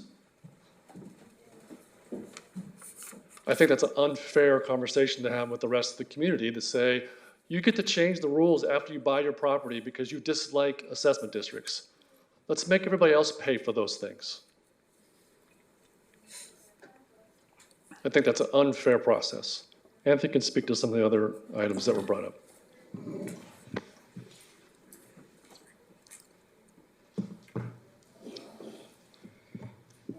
So specifically, I want to address a couple of the items that have been brought up in regards to LMDs and special districts in general, paying particular for supplies and things along those lines. Now, I will say that I appreciate the amount of effort that it takes to go through individual supply purchases. There are lots of them. There are lots of districts. There are lots of supplies that are purchased. The first ones that particularly come to mind are, in general, we're working with landscape supplies. Now, if you're talking about purple primer paint specifically is something that you put onto irrigation lines. Irrigation lines are required to be primed and then glued together. That is something that any irrigation line needs in order to function properly when repaired. Excuse me, that is recycled and potable water, not just recycled as the column was made. Correct. It does not matter what type of irrigation line. Now, something I do want to also point out is that part of the reason why special districts does have as many staff as we do is because we do take special care to make sure that these things are done correctly, and we try to make corrections where we do find errors. So in the example that was brought up in regards to LMD 25 being billed for 6 chainsaw chains, that was spread across all districts because all districts maintain trees. just because they happened to be used because of a project we were doing in LMD 25 doesn't mean that they should have been billed exclusively for the supplies. So while the invoice may have been handwritten and noted, it was handwritten and noted incorrectly, and it was correctly spread across all districts. So these kinds of issues do come up from time to time, in which our staff, when going through these payments and processes, we put them in the place that they're supposed to be. Now, specifically in regard to invoices addressed to other departments or divisions, special district staff cannot necessarily direct a vendor or a contractor to address their invoice to a specific division if they have something saved in their system. For example, if we share a vendor with our parks division, they may necessarily bill something to the city and put parks on the invoice, but it's something that the special districts division has ordered. So these are relatively benign administrative items that I'd be more than happy to discuss with individuals if they have questions about them. However, they're not indicative of a wider or broader attempt to pay for general fund supplies out of special district funds. I can tell you firsthand that many of the special districts don't have the budget to support supplies above and beyond what they can afford and what they need. And it's not something that I have, as a division manager, would seek to dilute the funds that are available to these districts in any way, shape, or form because they're dedicated for certain purposes. And that's really all I have to say about that. Thank you. And Exactly. something that comes to mind for me in the education realm is often there will be materials or even an employee who is multi-funded, where X percentage is paid for out of X type of budget, and those programs get to use that material, or that person's FTE is split between their program. They'll spend 25% of the time on this, 75% on this, right? And so I appreciate you giving that additional context on that, and like the specific example of the chainsaws. Right away, that's where my mind went of, well, this is probably meant for multiple districts, is my guess, because again, as I mentioned, education, that's a very common practice where multiple programs are paid for a thing or a few things, and those things are spread across those programs to be used proportionally based on what they had how they had funded it. So thank you. I appreciate the extra information on that. Thank you. Go ahead, Councilmember. Thank you very much. It's almost like being back in school, and I appreciate the Public Works giving the explanations. Mr. Wolf, thank you. Mr. Miller, thank you. With respect to the comment that was made by the gentleman that his fee went from $100 to $300, is there a simple explanation? That can simply be explained by the change in budget year over year. So a district that may see their fee go up could be to a number of reasons, but in this particular case, in that particular district, there's a plan to address some of the entrances to that community and clean those up a little bit in the upcoming year, due to a couple of call-ins that we've received from members within in the actual district themselves to ask for extra services to beautify those portions of the district. And so that is something that's been factored into the upcoming budget for the upcoming fiscal year and their maintenance budget, and is a primary reason for their assessment change. Thank you. And I do appreciate the fact that Mr. Wolf explained what the law was, and I'd like to share a conversation I had with Councilman Starr. Councilman Starr, you may remember when they did the groundbreaking for the skate park in La Colonia. And I recommended to you that if we did that again, that you get a hold of the neighborhood council chair from Colonia and invite him, because it doesn't look good when you don't invite the neighborhood chair in the district you represent. And then we had a discussion about why you vote a certain way on items like this. And I explained that in my belief, we're following the law. And we're following the law according to the city, according to the state, and according to everything else. And you disagreed. And I asked you why. And you said, because of the Constitution. I mean, I'm following the law, the way the law is set up, and you're following your beliefs because of the Constitution. I wanted to share. I disagree with you, but that's your belief. This is my belief. Thank you. Appreciate the help, Mr. Miller. Thank you. If there's no further questions, I'll entertain a motion to approve the recommended actions on this item. So moved. Thank you. I just want to note too that we closed the public hearing. The Madam Clerk has advised me that somebody's calling in after we close the public hearing. So if they're listening, I apologize, but the public hearings was closed some time ago. Madam Clerk, call for the vote. Mayor, Mayor Pro Tem, and council members, if you can go ahead and cast your vote.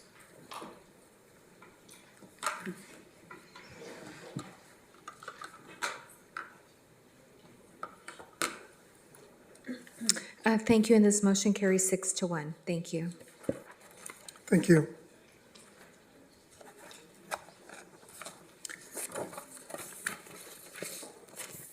I know it's only 9:12, but I anticipate going past 10 o'clock. I'll entertain a motion to go past 10. Second. Thank you. Madam Clerk, if there are no speakers, call for the vote. Councilwoman Basua? Councilmember Perallo? Yes. Councilwoman Bettis? Yes. Councilwoman Rodriguez? Yes. Councilmember Starr? Yes. Mayor Pro Tem Teran? I think we can get done by 10. I'm going to vote no. Mayor MacArthur? Yes, And this motion carries 7-0. Thank you. thank you. The next item on the agenda is item, well, it's actually 6 to, you said no. I'm yeah. sorry, were you, Oh, sorry, I voted no. okay, sorry, 6-1. Thank you.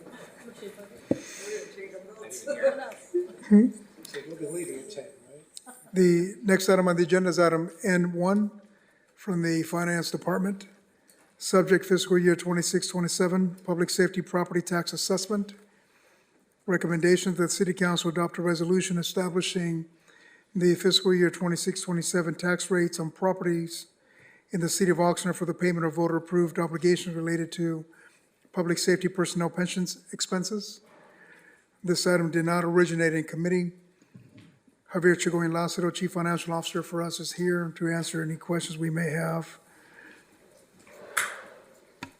Before councilmember discussion, we'll take any public comments. Do we have any public speakers on this item, Madam Clerk?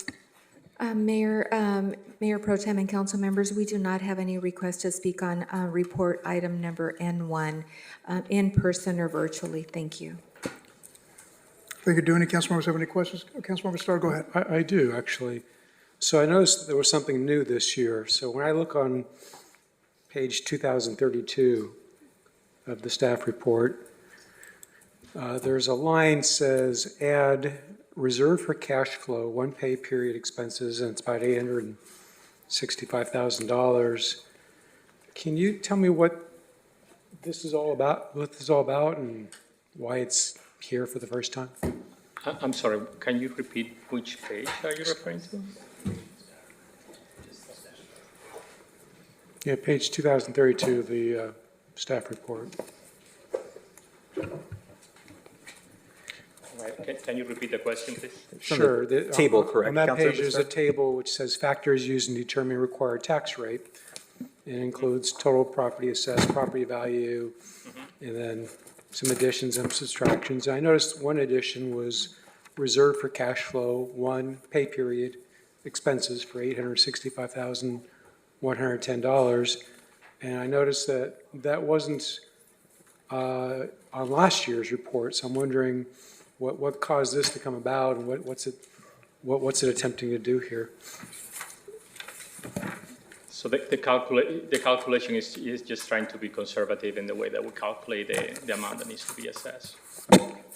Okay, but what I don't understand is, I mean, we receive, if this is for cash flow purposes, it's not like we're receiving this money up front. I mean, let me restate that. I mean, we get 2 property tax installments during the year. So how does assessing a larger amount over an entire year help with a temporary cash flow issue of one pay period? I don't get that. Well, because your comment is only focusing on the way that we receive the fund from the assessment, but then the payment is happening every pay period. And that's this is what it's trying to cover that, because there's a portion of payroll that is going to happen, it's going to be crossing fiscal years as well. So why did you limit it to just one pay period? Why not choose 20 pay periods and just say, hey, we need the cash flow? I'm sorry, I'm not following your argument. I mean, what? So let me ask you a question this way. Between July 1st and the next pay period and the next property tax payment that we receive, how many weeks or months is that roughly? When do we receive that next installment? Again, you're focusing on the revenue. This is trying to address the timing of the disbursement. in a fiscal year, you have 26 pay periods, Right. and sometimes those pay periods are crossing fiscal years. And this amount is just trying to factor for that crossing of the fiscal years. And every year it's going to depend. Some years you're going to have the full 26 fiscal pay periods within the same fiscal year, so you don't have to accrue anything. Sometimes the last pay period of the year is going to have 7 days in the next fiscal year. Okay. So you have to factor those things in there. So we're trying to factor for the disbursement part of it and take that into the consideration. That makes more sense to me. So does that mean that in future years, there'll be some years where this is added and some years where it's not? It's going to be fluctuating, yes. All right, that helps me understand it. Thank you so much. You're welcome. Thank you. Any other questions or comments? Actually, one more. Go ahead. How did we arrive at the $9.5 million figure for projected revenue from unitary properties? Because, I mean, that figure, I mean, it's great, but that figure was only like $6.5 million the previous year. So what's causing this $3 million jump in revenues from unitary properties? We rely on consultants' work to estimate those amounts, that they are just help us to estimate our property tax for both in the budget, and they are the ones that came with that estimate. Okay, thank you. Thank you. Go ahead. Go ahead, question. Councilman Parla, go ahead. Thank you very much for the explanations of those questions. Thank you, Javier. Councilman Perez, do you have a question? Did I see your hand go? Okay. I'll entertain a motion on this item. I'll move the recommended action. Yeah, we already asked it. I do want to share my thoughts. And I said this last year, so for some people, it's going to be repetition, but Oxnard's one of roughly 24 cities out of California's 482 municipalities that charge its residents an extra property tax to pay for city employee pensions. On June 8th, 1978, California voters approved Proposition 13, the Jarvis-Gannon Initiative, which added Article 13A to the California Constitution. Article 13A limits the amount of ad valorem taxes on real property to 1% of the full cash values determined by the county assessor, but exempts from the 1% tax limitation any taxes to repay indebtedness approved by the voters prior to July 1st, 1978. So in the 1982 case, the California Supreme Court in Carmen v. Alvord, the court ruled that voter-approved pension costs constituted debt that could be supported by a tax levy in excess of the 1% maximum allowed by Proposition 13. However, it does not mandate that Oxnard impose such a tax. We just simply choose to do that.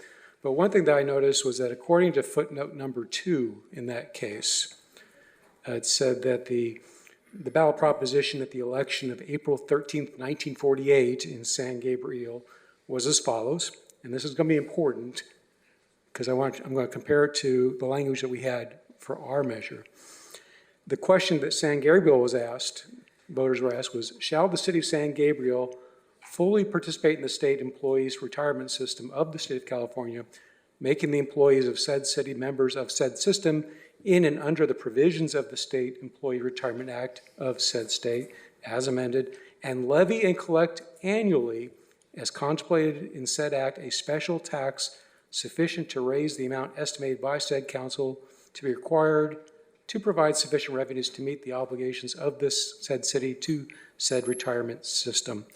That was the question that was on the ballot. So people were being asked, shall we impose a debt and have a tax?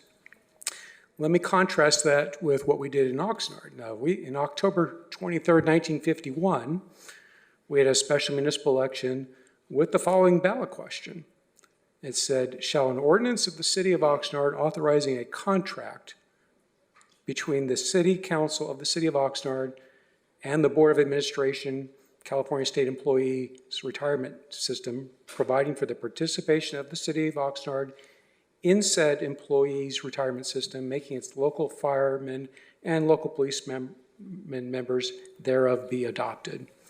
And by the way, the California State Employee Retirement System was later renamed the PERS. So the electorate did adopt that ordinance by a vote of 742 to 645. We had a lot fewer voters back then. I know. I doubt there's anyone who's alive today who voted in that election. But what was important is that the question that was being asked of voters was, not shall we have a pension plan. We said, shall we authorize the city to do it if they want to? The San Gabriel measure specifically said, hey, we're going to have a special tax. We never had that here. So I don't think Carmen v. Alvord applies. So from my standpoint, I just don't think that we can, I don't think we can actually charge this tax for that reason, based on my reading. So I think it's important to mention that whether we collect this tax or not, the city is still going to contribute to the pension costs of its employees. That is something that we absolutely have to do.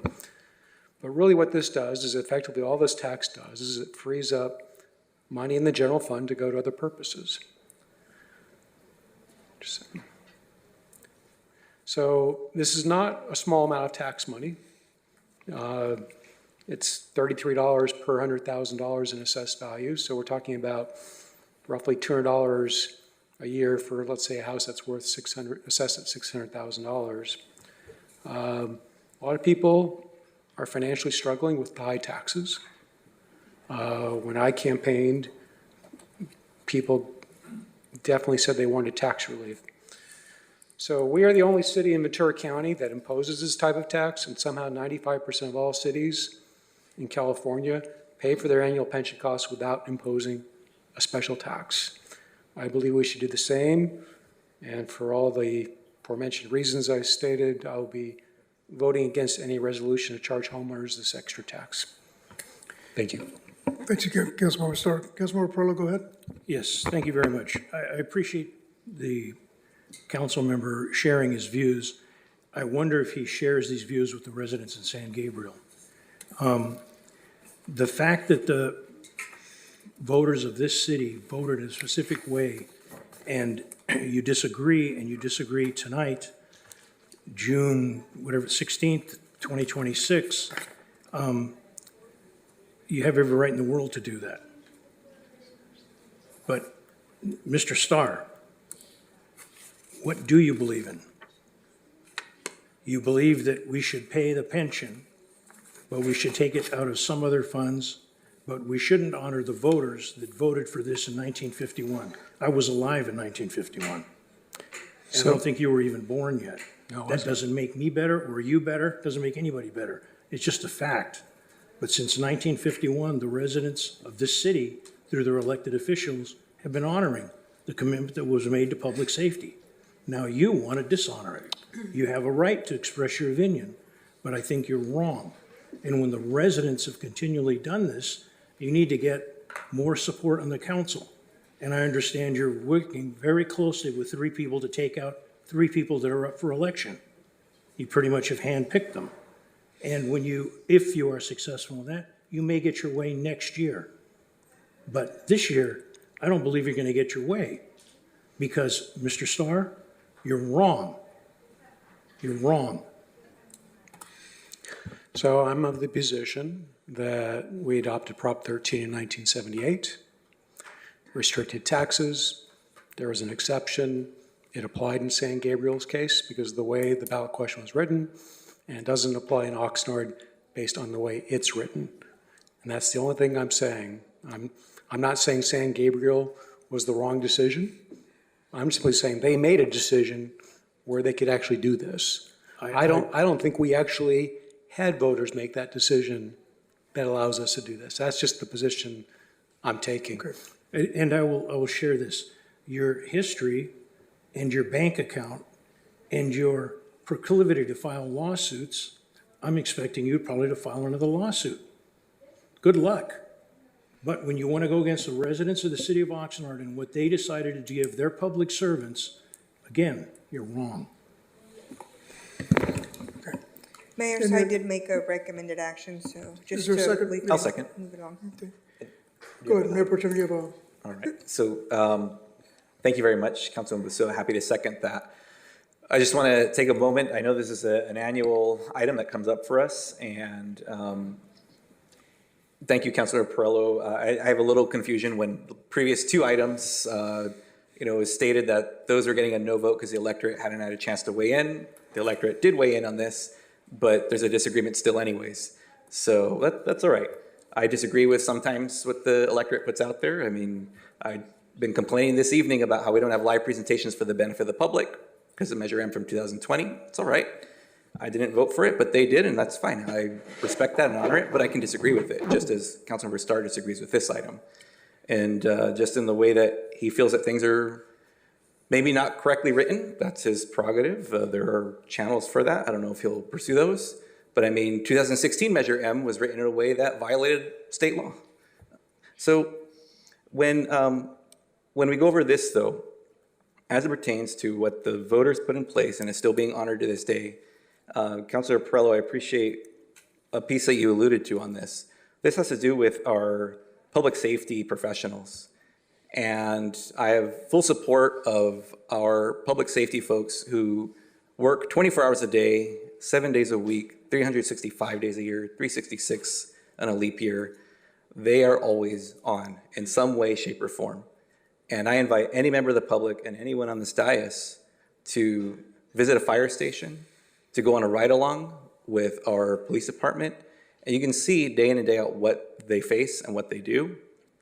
And we get to join them for a visit for a few hours. They would do that for an entire career. And if you see the ups and downs and the adrenaline spikes and the precarious situations that they have to put themselves in as part of their commitment to this community, they more than deserve to be supported as they go through their career and at the end of their careers. So I appreciate that the voters back then had put this in place. I note that, where is my math on here? Someone who was 18 in 1951 would be 93 years old now. There are still plenty of folks here. We had some of them visit us when the Senior Services Commission came out. But regardless, the electorate's put this in place, and I actually respect the idea behind it and what we're doing. And I imagine there are plenty of residents of this community who would be willing to pay more because of what this goes toward. So I appreciate this being brought forward. It is a special one to this city. And again, thank you to my colleagues for entertaining this discussion. And I'm happy to second it. Thank you, Councilwoman. Mayor and Mayor Pro Tem and council members, if you can go ahead and cast your vote.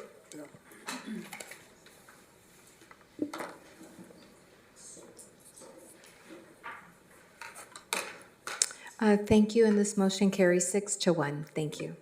And by the way, I'd like to echo what the Mayor Pro Tem said. We have great police officers, and they deserve our support. So my experience with law enforcement here has been, it's never been less than professional. So it's a well-trained group of folks, very professionally managed, and I think that our community is better because of them. Thank you. Thank you, Councilmember Starr. Minus the retirement. The next item on the agenda is item N2. This is from the Housing Department. Subject, authorize the assessment and collection of fees within the Oxnard Downtown Management District for fiscal year 26-27. Recommendation that the City Council adopt a resolution authorizing the assessment and collection of fees within the Oxnard Downtown Management District for fiscal year 26-27. This item did not originate in committee. Brenda Lopez, Housing Director, is here to answer any brief clarifying questions council members may have. Do any council members have any questions for Ms. Lopez? If not, Madam Clerk, are there any public speakers for this item? Mayor, Mayor Pro Tem, and council members, we do not have any requests to speak on this item in person or virtually. Thank you. Yes, go ahead, I just Councilmember want to Peralta. thank Mayor. I had a question offline from Ms. Lopez, and she answered it. No, thank you very much for the answer. Thank you. Any questions or comments before we entertain a motion? Go ahead, Councilmember Starr. Sure. So this might surprise some of my colleagues here, but this is actually an assessment I can vote for, and here's the reason why. This is one where it does come to a vote at least every 5 years. And because, and even if you take out the city's vote the city voted on these as one of the property owners as well. But even if you didn't count their vote, this district would have still been approved by a margin of 72% to 28% back when this last came up. So because of the fact that they had an opportunity to vote on this, they have an opportunity to vote it on a regular basis, and they're in favor of it, and it's overwhelming. That's the reason why I would be voting in favor of this. Thank you, Councilmember. What's the pleasure of council on this particular item? Second. Thank you. Madam Clerk, call for the vote. Mayor Pro Tem and council members, if you can go ahead and cast your vote.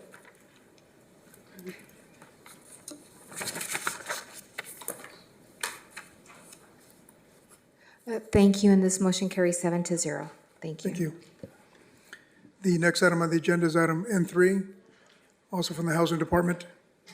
Subject, Housing Authority, low-rent public housing and housing choice voucher program budgets for fiscal year 26-27. Recommendation that the Board of Commissioners of the Oxnard Housing Authority, one, adopt a resolution approving the recommended $8,00656,418 operating budgets for the low-rent public housing program for fiscal year 26-27, as presented for each project area, and approve and authorize the use of $277,566 of unrestricted cash to fund the projected deficit in the Central Office Coast Center. And two, adopt a resolution approving the recommended $36,597,778 operating budget for the Housing Choice Voucher Program for fiscal year 26-27, and approve and authorize the use of $182,665 of unrestricted cash to fund the projected deficit. Just as a reminder, this item did not originate in committee, and our Housing Director, Brenda Lopez, is here to answer any brief clarifying questions we may have.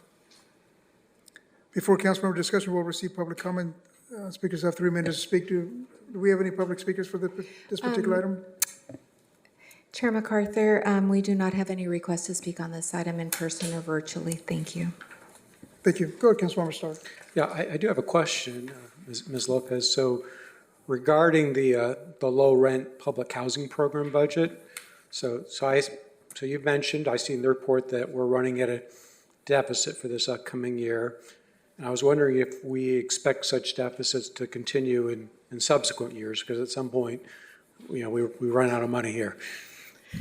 Brenda Lopez, Housing Director. Thank you for the question, Council Member Starr. That is correct.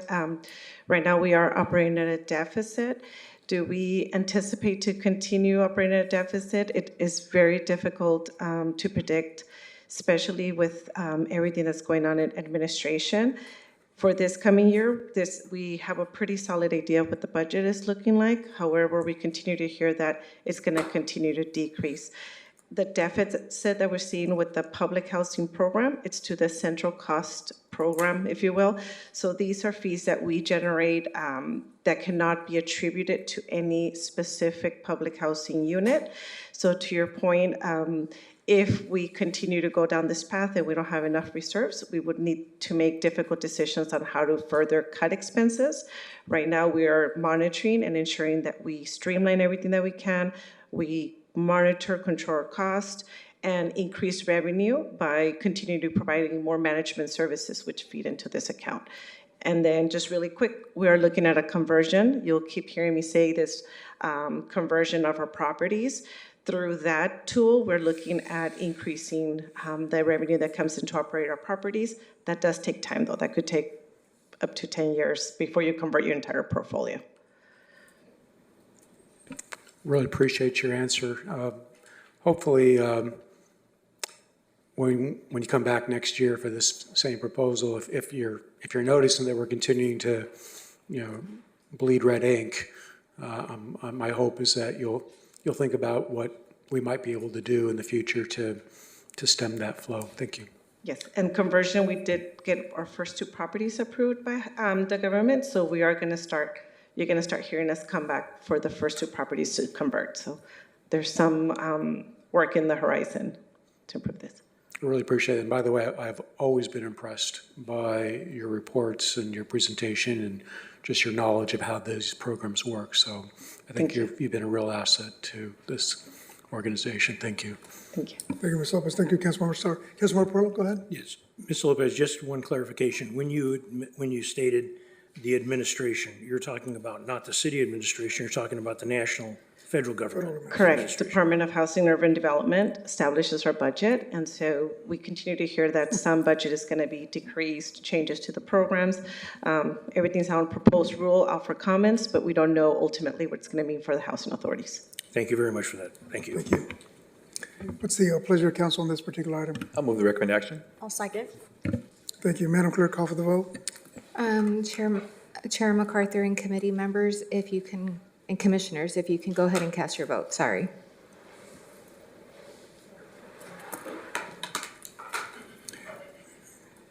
Mr. Andrade, following this vote, you can be excused.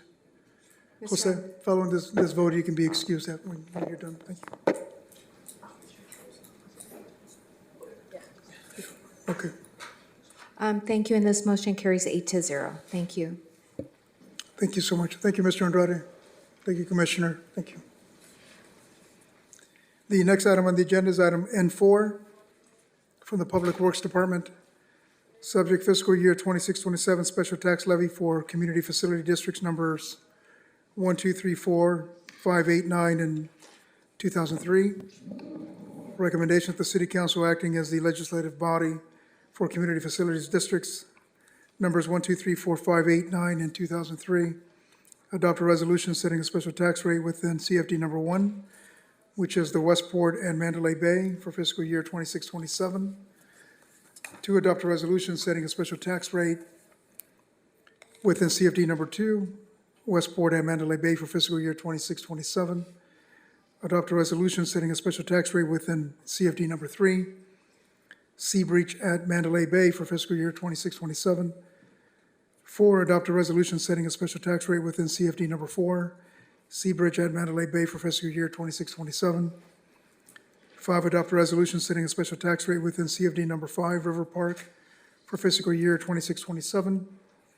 6, adopt a resolution setting a special tax rate within CFD number 8, Sakioka Farms and Business Park for fiscal year 26-27. 7, adopt a resolution setting a special tax rate within CFD number 9, which is North Shore and Mandalay Bay for fiscal year 26-27. 8, adopt a resolution setting a special tax rate within CFD number 2003, which is Oxnard Boulevard Highway 101 interchange for fiscal year 26-27. And 9, authorize the Public Works Director or designee to execute an agreement for billing of direct assessments with the Ventura County Auditor Controller to provide the service of placement of direct assessments on the Ventura County secured tax roll. The Finance and Governance Committee approved recommendations 5 and 9, 3 to 0, and items 1, 2, 3, 4, 5, 1, 2, 3, 4, 6, 7, and 8, with a vote of 2 to 1 on May 26, 2026. And our Public Works Director, Michael Wolf, and his staff are here to answer any questions the council may have about all these items. Good, Mayor Pro Tem. Thank you. Just recognizing last year when this came before us and looking at the Finance and Governance Committee, I would like to request that we do a separate vote for CFD 5, and if you're willing, Councilmember Starr, for CFD 9 as well. Would that? So you're talking about items 5 and 9, not CFD 9. So items. Excuse me, yes, Items item 5 9. and 9. Thank you for that. I just wanted to acknowledge, the points that Councilmember Starr has made this evening. For CFD 5, with the electorate voting on that in 2024 at 75% in the affirmative, just as we did last year to give them the opportunity to vote on that versus the other ones. So separately, items 5 and item 9 out of the recommendation. Right. I do have some comments, or actually some thank yous I'd like to say. So when we heard this at the committee level, I made note that last year I requested the staff report make mention of the changes in tax rates, and ideally by parcel, but in this case, we did get that. I want to thank staff for including that information this year. I also mentioned that the CFDs for Seabridge were modified by several voter measures, but it wasn't mentioned in the resolution. And I see now that those have now been included in the current set of resolutions, so I want to thank you for that as well. I also mentioned that in the case of the River Park CFD 5, that the resolution did not make reference to the modification made by voters in November 2024, and I see that now has been corrected, so I really appreciate that. I didn't see anything in the report that supports how the amounts were arrived at. At the committee meeting, staff gave an explanation for what is causing the 10% increase for CFD number 2, Westport at Mandalay Bay. So I'm wondering if they could repeat that explanation here for everyone's benefit. And I do ask that, of course, that next year report does include support for how the amounts are arrived at. But if you could please restate your explanation from the time of the committee so that everyone has an opportunity to hear that today, that would be great. Absolutely. Good evening again, City Council, Mayor, Mayor Pro Tem, and thank you, Councilmember Starr, for the question. Anthony Miller, Public Works Special Districts Manager. So the Special Districts Division, we talked about the LMDs earlier, now we're talking about the CFDs. The CFDs are the most of our larger districts, and they're formed under the Mello-Roos Act.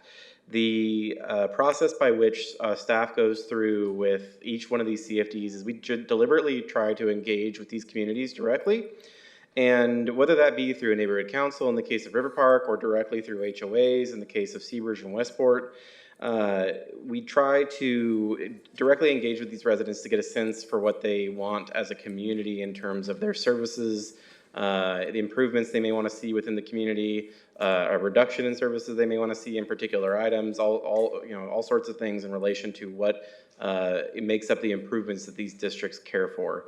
Now, specifically with Westport, over the course of the past few years, as this district has been managed, there was a period of time in which this district had gone through some fluctuations in what the community perceived as perhaps that their landscaping wasn't being taken care of in a manner that they cared for, or they wanted certain improvements like a playground replaced, or benches or things like that replaced in their parks. And for a variety of whatever reasons, years past, those things, in their eyes, hadn't been done in a timely fashion. So in an effort for my staff to make up some ground on those issues, a lot of those issues were addressed in this last fiscal year, but we've also discussed with the HOA a need for continued improvement within that district, but with that comes a commensurate potential increase in expenses. So while this last fiscal year, staff worked with the HOA at Westport specifically to have an understanding about what their special tax pays for on an annual basis and what their fund balance can potentially pay for on top of their assessment, and how much of it would be a smart idea to, how much of that would be a smart idea to use. That's a discussion that we had directly with the HOA, and to actually relay that to their community at their HOA meetings specifically.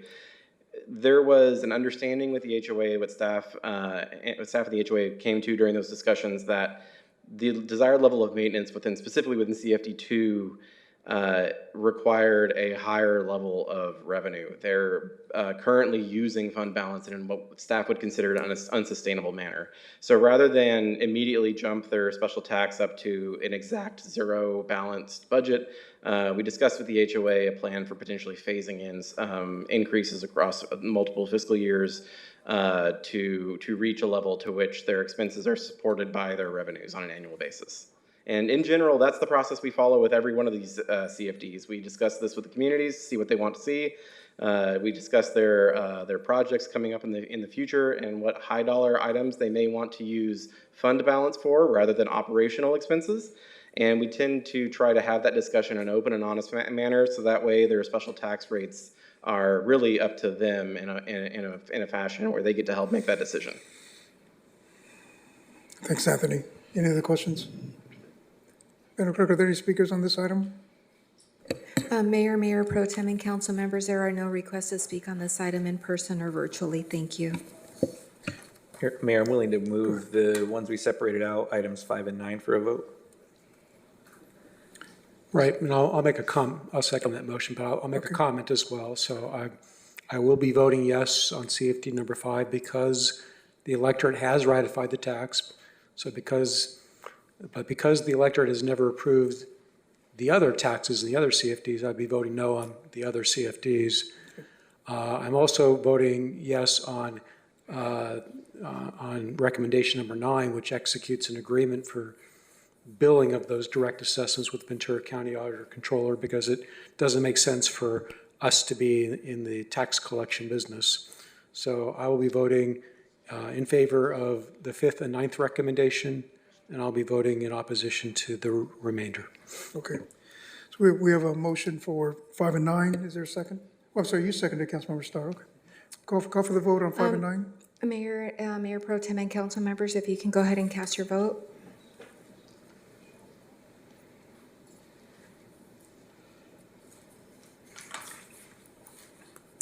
Thank you. This motion carries 7-0, and this is for recommendations number 5 and 9. Thank you. Thank you.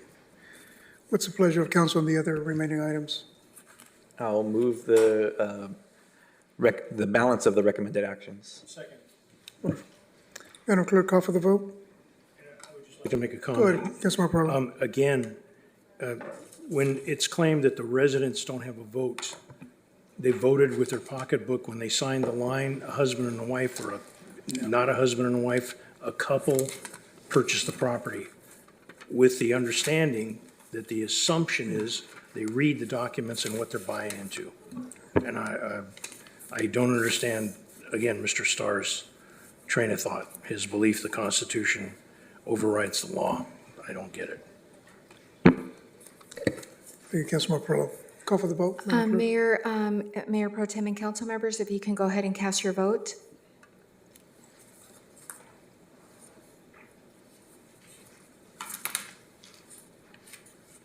And this motion carries 6-1. Thank you. Thank you. I think that the way that it was listed wasn't necessarily correct because I don't see CFD number 9 there. I will make sure to include it in this recommendation. Thank you. My apologies. Thank you. The next item on the agenda is item N5. This is from the Finance Department. Adoption of fiscal year 2026-27 proposed budget. Recommendations, the City Council adopt the following resolutions. A resolution of the City Council of the City of Oxnard approving the city operating and capital improvement budget for fiscal year 26-27.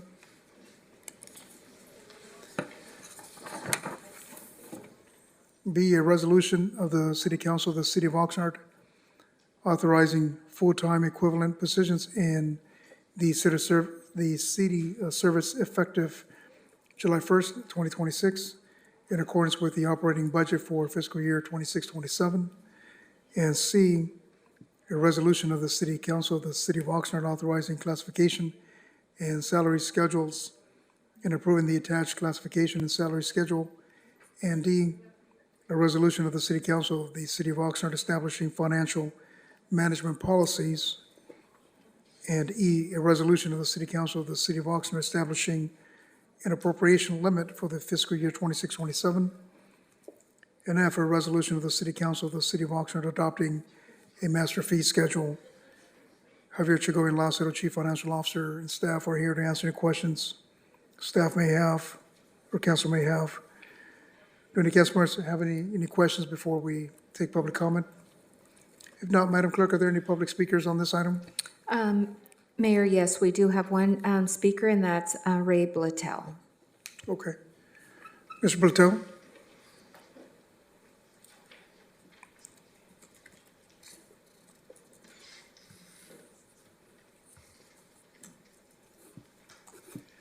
Thank you again. Good evening, Mayor, Mayor Pro Tem, council members, city staff. I have been in email communication with the Assistant City Manager relative to this year's budget. I have had questions again this year as to why the total expenditures in 2027 exceed the total revenues as listed in the budget document. The assistant city manager has been very patient with me and very responsive to my questions, and I really appreciate that. I really do. I'm not a financial wizard. I'm an engineer. I can balance my checkbook, though. Just today, I received an email response from him, but wouldn't you know it, I'm still confused and have responded to him, and I will wait for his response and thus won't get into it here. But I do see in the budget document that in the city attorney's office, there is one city attorney, one chief assistant city attorney, 4 deputy city attorneys, and 4 assistant city attorneys. And these are just the main players. The 10 that I've mentioned were the top gunslingers. In the city manager's office, there are 16 FTEs. Some people sitting on the outside looking in might consider this bloat. As far as the general fund, the offices of the city clerk, the city attorney, and the city manager had the highest budget increases, while public safety received some of the lowest increases. I guess this shows where the emphasis is, contrary to the propaganda continue with Measure O. In the city council budget, there is a person called the city manager executive assistant. A city manager executive assistant is also listed in the city manager's office. Is this the same person? It appears not, since each is counted in the respective office's full-time equivalents. These are just a few things I've noted, quick review. Thank you. Thanks, Ray. Mayor, we have a virtual speaker. Okay. Virtual speaker, please press star 6 to unmute, and you have 3 minutes starting now.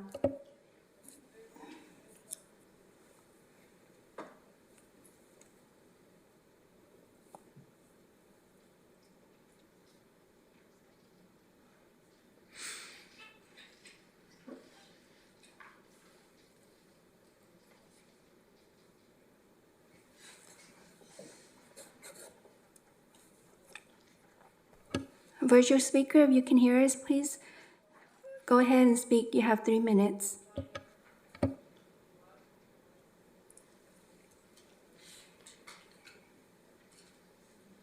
Hi guys, I think I'm on right now. I'm here for number 6, not number 5.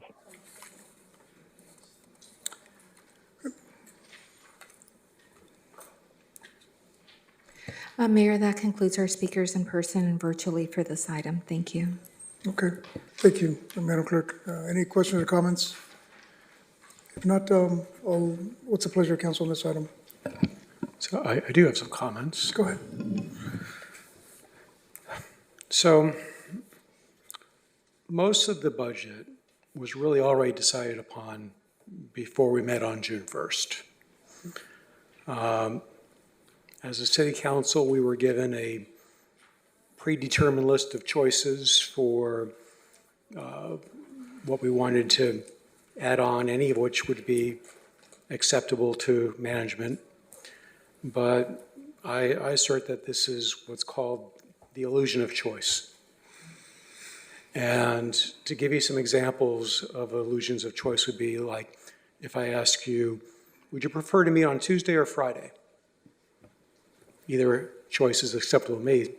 There isn't the option of let's not meet at all. Would you like the standard package or the enhanced version? Well, maybe I don't want any version. Is 1,000 units enough for your order? Well, it presumes that you want to order some quantity. I think that, after having thought about it, after our June 1st meeting, I thought, well, that seems to be what's happening to us here. I'll repeat a couple things I've said back then, which was that we are not approving a budget by department. If you look at the resolution starting on page 2331, you'll see that we are approving total amounts by fund, including the general fund for $257 million and Measure O for $19 million. And then if you look at page 2335, paragraph 10, it states the city manager or designee is authorized to approve any appropriation transfers between departments within a fund or sub-fund.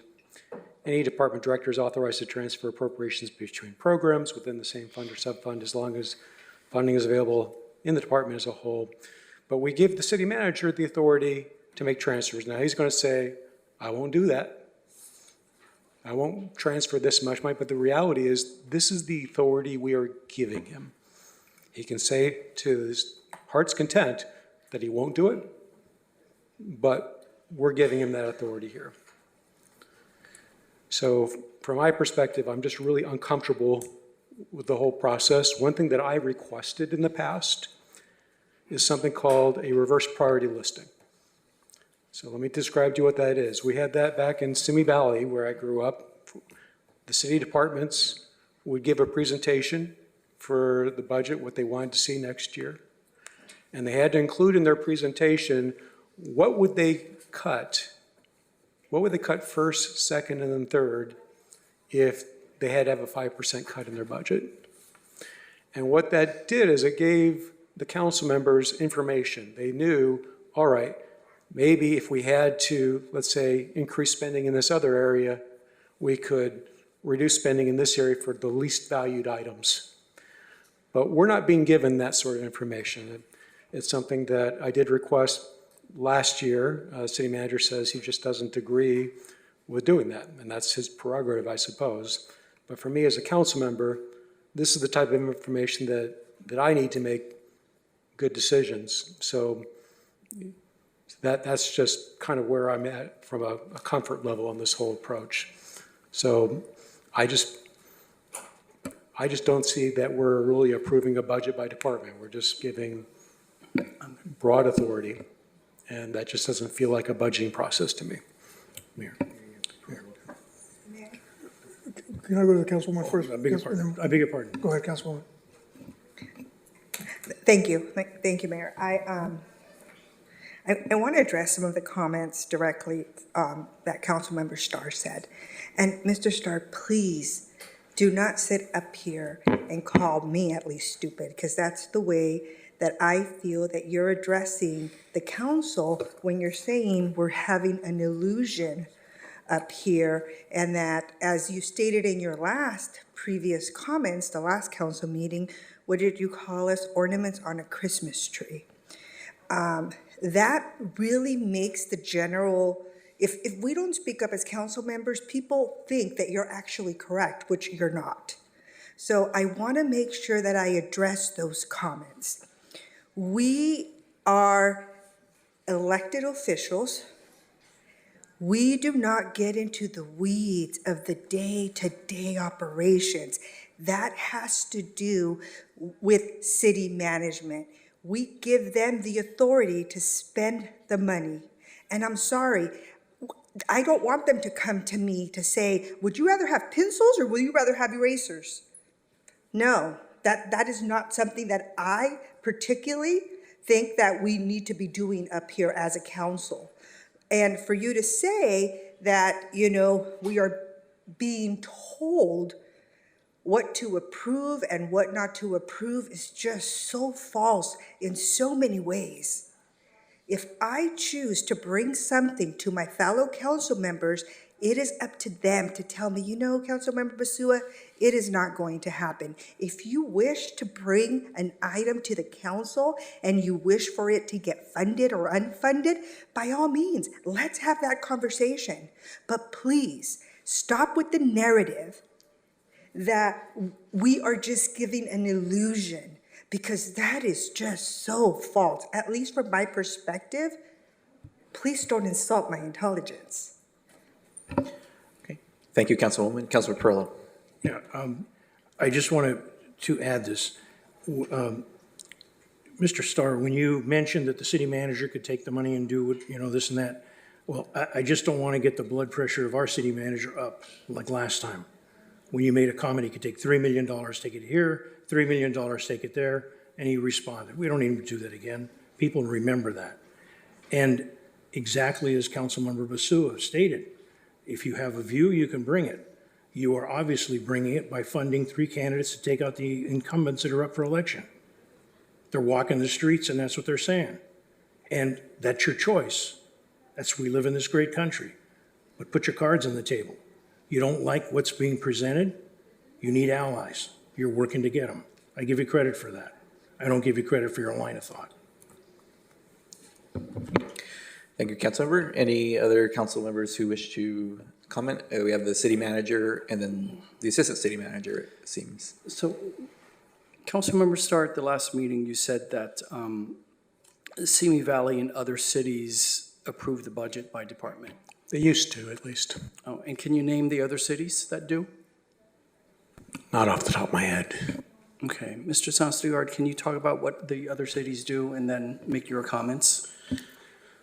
Yeah, thank you, council members, Mayor Pro Tem. So I will preface my comments by saying that I do believe this is just a philosophical conversation. At least one council member just has a different philosophy, and I don't have a problem with that, and we welcome that. But there is an insinuation that Oxnard is somehow kind of doing something different than other cities. This is the industry standard. This is how the council manager form of government works. Every city in Ventura County, almost every city up and down the Tri-County area does it the exact same way. I could read you verbatim from their financial policies of Simi Valley, Santa Barbara, Ventura, Thousand Oaks, Ventura, Camarillo. That's just the way it is. So if the conversation is we want to do something different than all the other cities and we kind of want to be out in left field and we don't want to do what has been proven to be the industry standard, that is certainly a conversation we can have. But I certainly don't want the residents watching this evening to think that there is something nefarious going on by the manner in which we administer our budget, because we're doing it the correct way, the way that it is prescribed by whether it's generally accepted accounting principles or GASB or whatever. You know, having a municipal budget passed at the fund level is just the generally accepted industry standard. And so again, I hear what Councilmember Starr is saying. He just doesn't agree with the way we and all the other cities in California do it. So those are my comments on that. Okay, And Mr. City Manager. If I can just add one more, the comment about the illusion of choices. Those are the best recommendations that your department heads make. So the choices are yours, but it doesn't mean you can't introduce a different proposition, a different project, a different service, a different program, a different something else. So I think, to sit up here occasionally and to talk about how our department's heads are so terrific, and then to say that, take it for what it is. But I have no respect for that. And the mayor has rejoined us. I've had some comments, Mayor, if that's all right. Yeah, go ahead. Thank you. Well, first, do we have any additional discussion before I turn it back to the mayor? Or turn it back to myself, I guess, as it were. So thank you very much for the conversation on this. Just a couple quick items. I do want to thank all the work that went into this since the last meeting to this meeting. And I note that in the staff report, the items that were discussed quite thoroughly at the last meeting are reflected here, and as well as some additional information for the public if they'd like to look at the staff report. But I think this actually aligns with what we're discussing right now, because when we talk about an illusion of choice, I mean, the example of do you want to meet Tuesday or do you want to meet Friday, there's no reason that I couldn't say, well, those don't work. I can meet Wednesday. Does that work for you?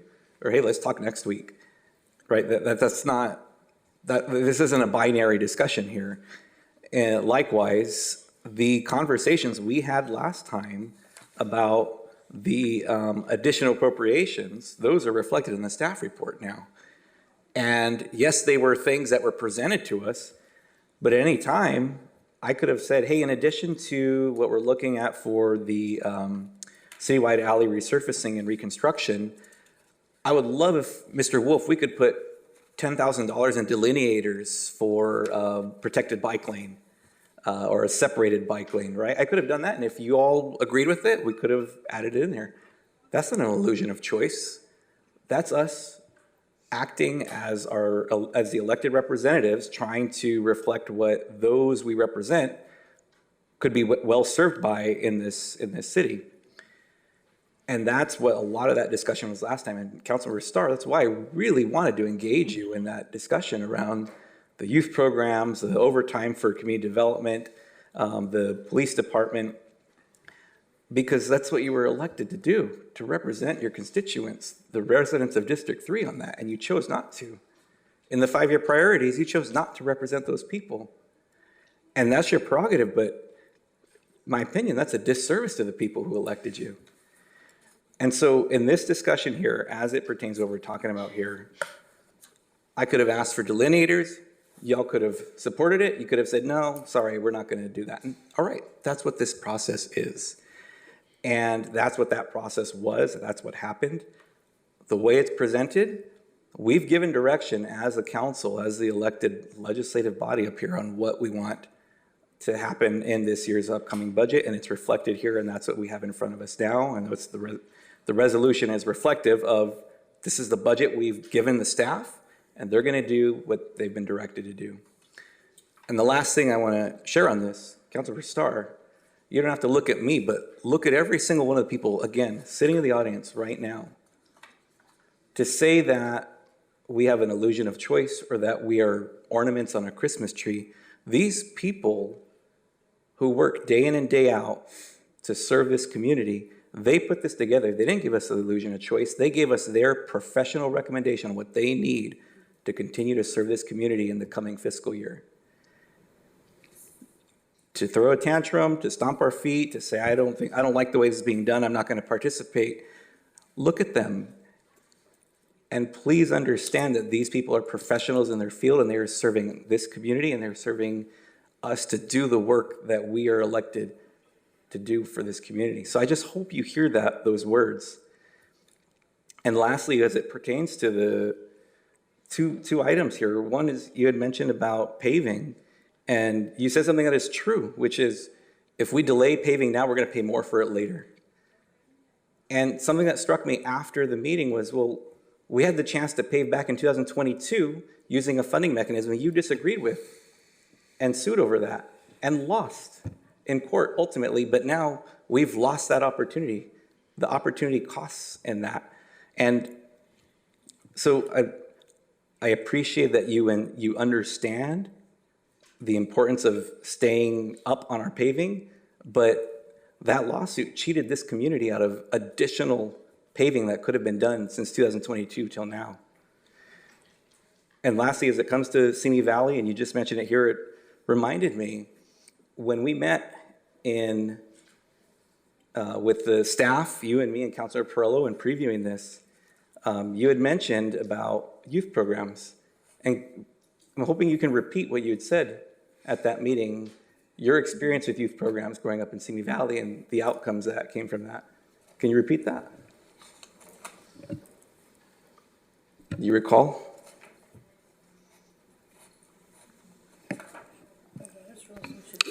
It's fine. Are you done? No, I'm not done. It's a simple question. I'll repeat it, and you can correct me if I'm misquoting you. But it was when I grew up in Simi Valley, we didn't have programs like this, and we turned out just fine.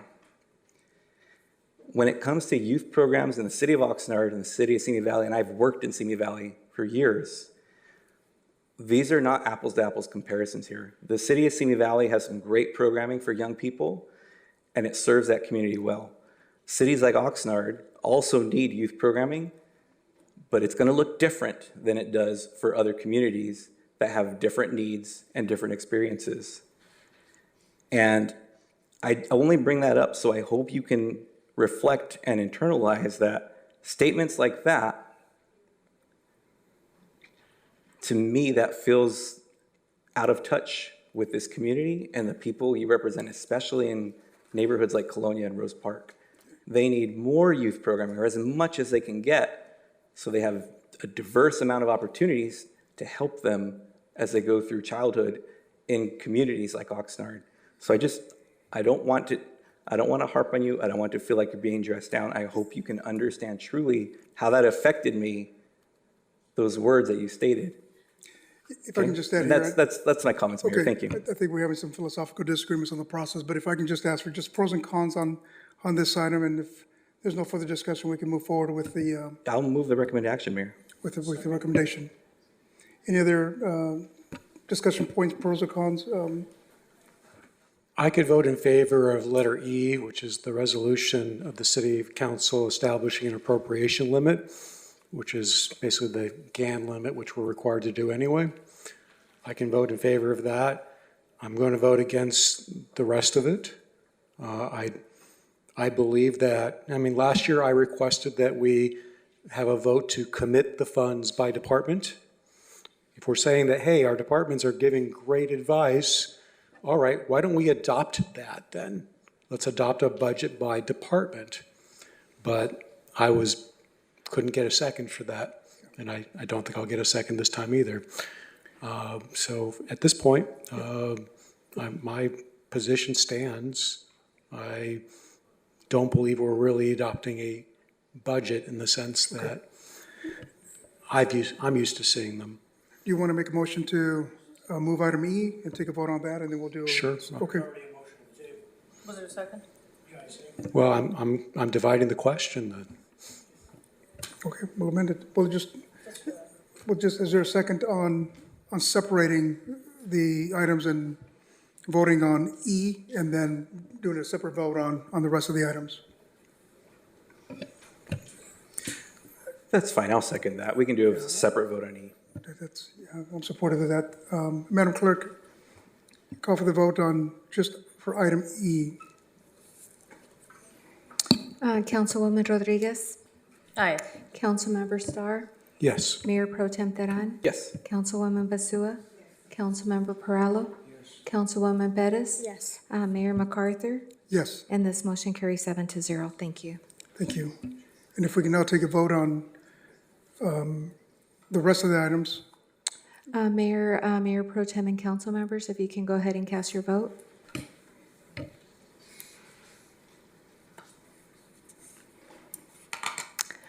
Thank you, and this motion carries 6-1. Thank you. Thank you. The next item on the agenda is this is item N6 from the City Manager's Department.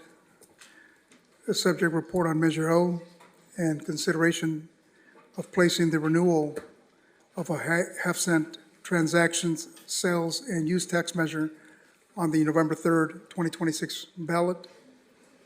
Recommendation that the City Council, 1, receive a report on Measure O. 2, consider adopting a resolution entitled, "A Resolution of the City Council of the City of Oxnard, California, ordering an election to be held on November 3rd, 2026, to consider the adoption of a measure entitled City of Oxnard Public Safety, Financial Stability Measure, No Tax Rate Increase, and requesting the county clerk to conduct the election and authorizing the Board of Supervisors to canvass the returns." And City Manager Alex Nguyen is here to answer any clarifying questions on this item. Before councilmember discussion, we'll receive public comments. If there are any speakers, have 3 minutes to speak on this item. Madam Clerk, are there any public speakers? Mayor Pro Tem and council members, yes, we have several speakers. We'll take the first virtual caller. Virtual caller, if you can press *6 to unmute. And you have 3 minutes starting now. Hi, can you hear me? Yes, please proceed. Good evening again, Mayor and City Council, staff, and the public. Good evening. Here we go again. We have Measure O, that you guys now want to have it where it has no sunset. Well, I guess you learned from the first Measure O where it sunset in 2029, and since then you've been trying to wean yourself off of that almost $20 million a year, apparently unsuccessfully. And I just want to remind everyone and the public about what the reason back in 2008 was given for Measure O. It was a response to the recession. Well, we had a recession, and it ended probably about 2.5 years later. But it was passed. It's a general sales tax increase, 50% plus 1, and it did pass, and we got it. And you guys didn't exactly do the things that you purported to want to do, and so you did other things with the money. And so our PCI for our streets were 61. That's horrible. And then when you guys made a resolution to make a goal of 70, much later, here we were, stuck at 66, 67 PCI, and it wasn't done. So when we wanted our roads improved, and that promise kept, the voters passed Measure N to improve our roads. I went before you several times and said it would make more sense to improve the roads to reduce the cost of maintenance on the roads. Camarillo figured that out. Their PCIs are nearly 80. And here we are, you want the forever sales tax increase. And why should we give you that money? I know you're going to have post-apocalyptic pictures on glossy flyers and the sky is falling if you don't get that money. Well, it's just never enough. It's never enough. You did Measure E, passed by 56%. You got it. You got the money, $53.6 million in 2023. And what did you do with the money? Well, your first priority was to give huge raises to certain executive members of the team. You didn't do a lot of the things because you didn't have to. And you rarely do what's right. You only do what you absolutely have to do. And it's a general sales tax increase. Basically, you can spend it on anything that isn't illegal. You can't do a DeLorean and buy cocaine to fund building cars, but you can do anything else you want with it. I hope the voters. Thank you, Mr. Portello. Thank you. And vote no on this. I Thank hope you. they do. Thank you, Mr. Doug Portello. We're just out of time. We'll go to the next virtual speaker. Virtual speaker, if you can press *6 to unmute, and you have 3 minutes starting now.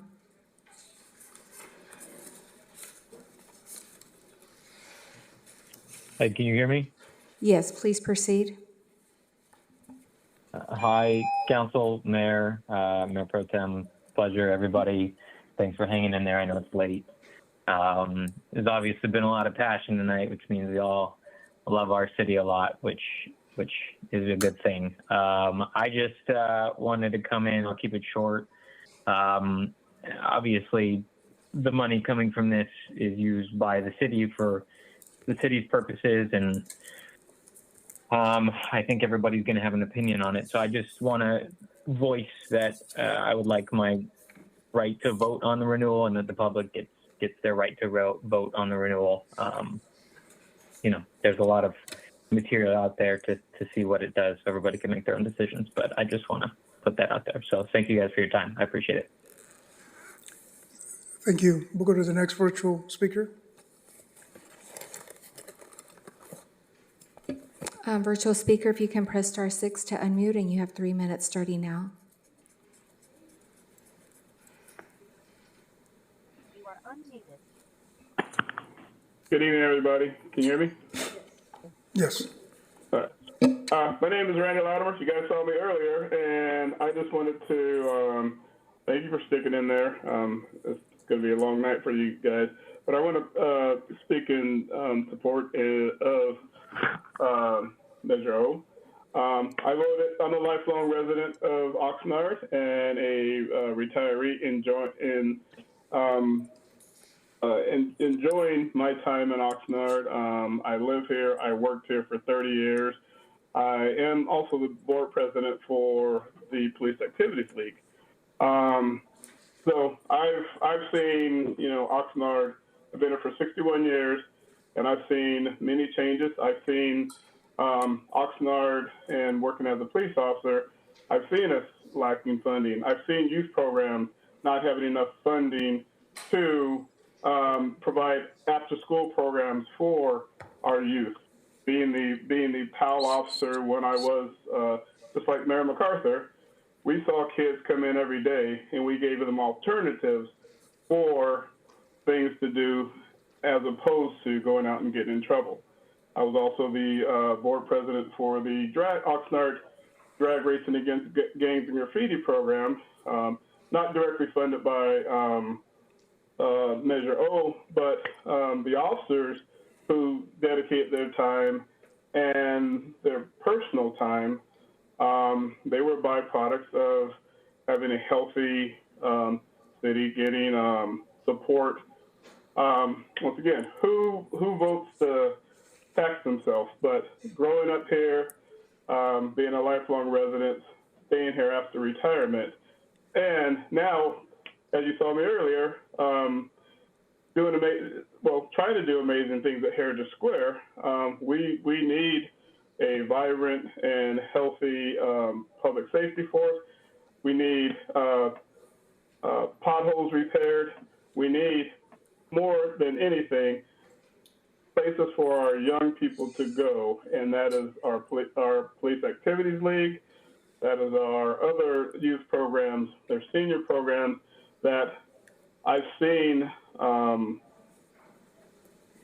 lot of these programs not have enough funding to operate, and that is a travesty for our community.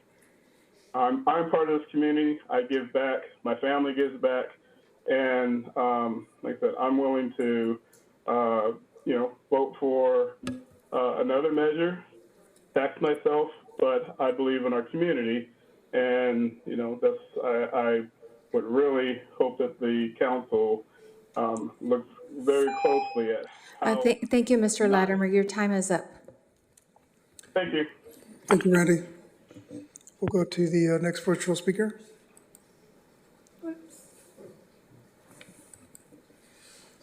Virtual speaker, if you can press *6 to unmute, and you have 3 minutes starting now.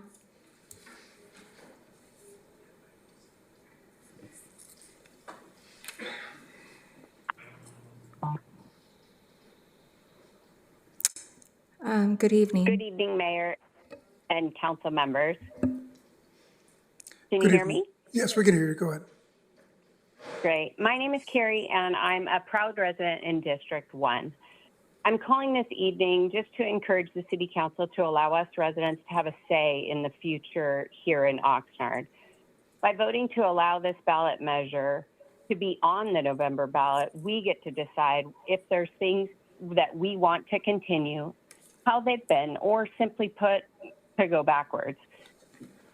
Let's face it, most of the people try and obstruct this measure won't feel the sting of the loss of services in the coming years if we lose Measure O. They don't care about housing, they don't care about after-school programs, alleyway improvements, because it doesn't affect them. It's easy to say no to everything that affects everyone else. When you don't have kids in schools, you don't need fire services, and you don't live in a neighborhood that benefits from the police presence. Folks just want to be able to pay less taxes, but we don't want to acknowledge the services that'll be cut. They just want the privileges without any of these responsibilities. I really encourage the City Council to vote to put this measure on the November ballot so residents can be part of the decision-making process. Thank you for your time. Thank you. We'll go to the next virtual speaker. Mayor, that actually concludes our speakers virtually. Okay. Then we'll go with the in-person. Yeah, I think there's a couple. Do you want to continue? They just raised their hand. You know what we'll do is we'll go to 3 in person, and we'll go back to virtual. That's okay, to be fair. Mr. Ray Blatel, followed by Alicia Parcell and Steve. Thank you. Good evening. Thank you. Mayor, council members, city staff, and members of the public. There's no doubt in my mind that this council will vote to put Measure O continuance on the November ballot. I'm convinced there is no limit to this city's reach when it comes to tax money. The briefing laments how bad it is and how the city will suffer if Measure O is not reinstated. But if you think about it, we taxpayers aren't having the best of times either when it comes to our budgets. Housing costs keep going up, fuel and transportation costs, medicines, food, the list goes on and on. The city's not the only one who are being squeezed. The taxpayers suffer too. But I agree, it is fair to put it on the ballot and let the voters decide. That's the way it should be. I've seen the sample, the proposed ballot language. It says, should we vote for Measure O, and you'll get this, and you'll get this, and you'll get this, and you'll get this. That's slick salesmanship. You forgot to provide world peace, provide the solution to world hunger, and of course, solve global warming and the sea level rise. Thank you. Thank you, Mr. Plateau.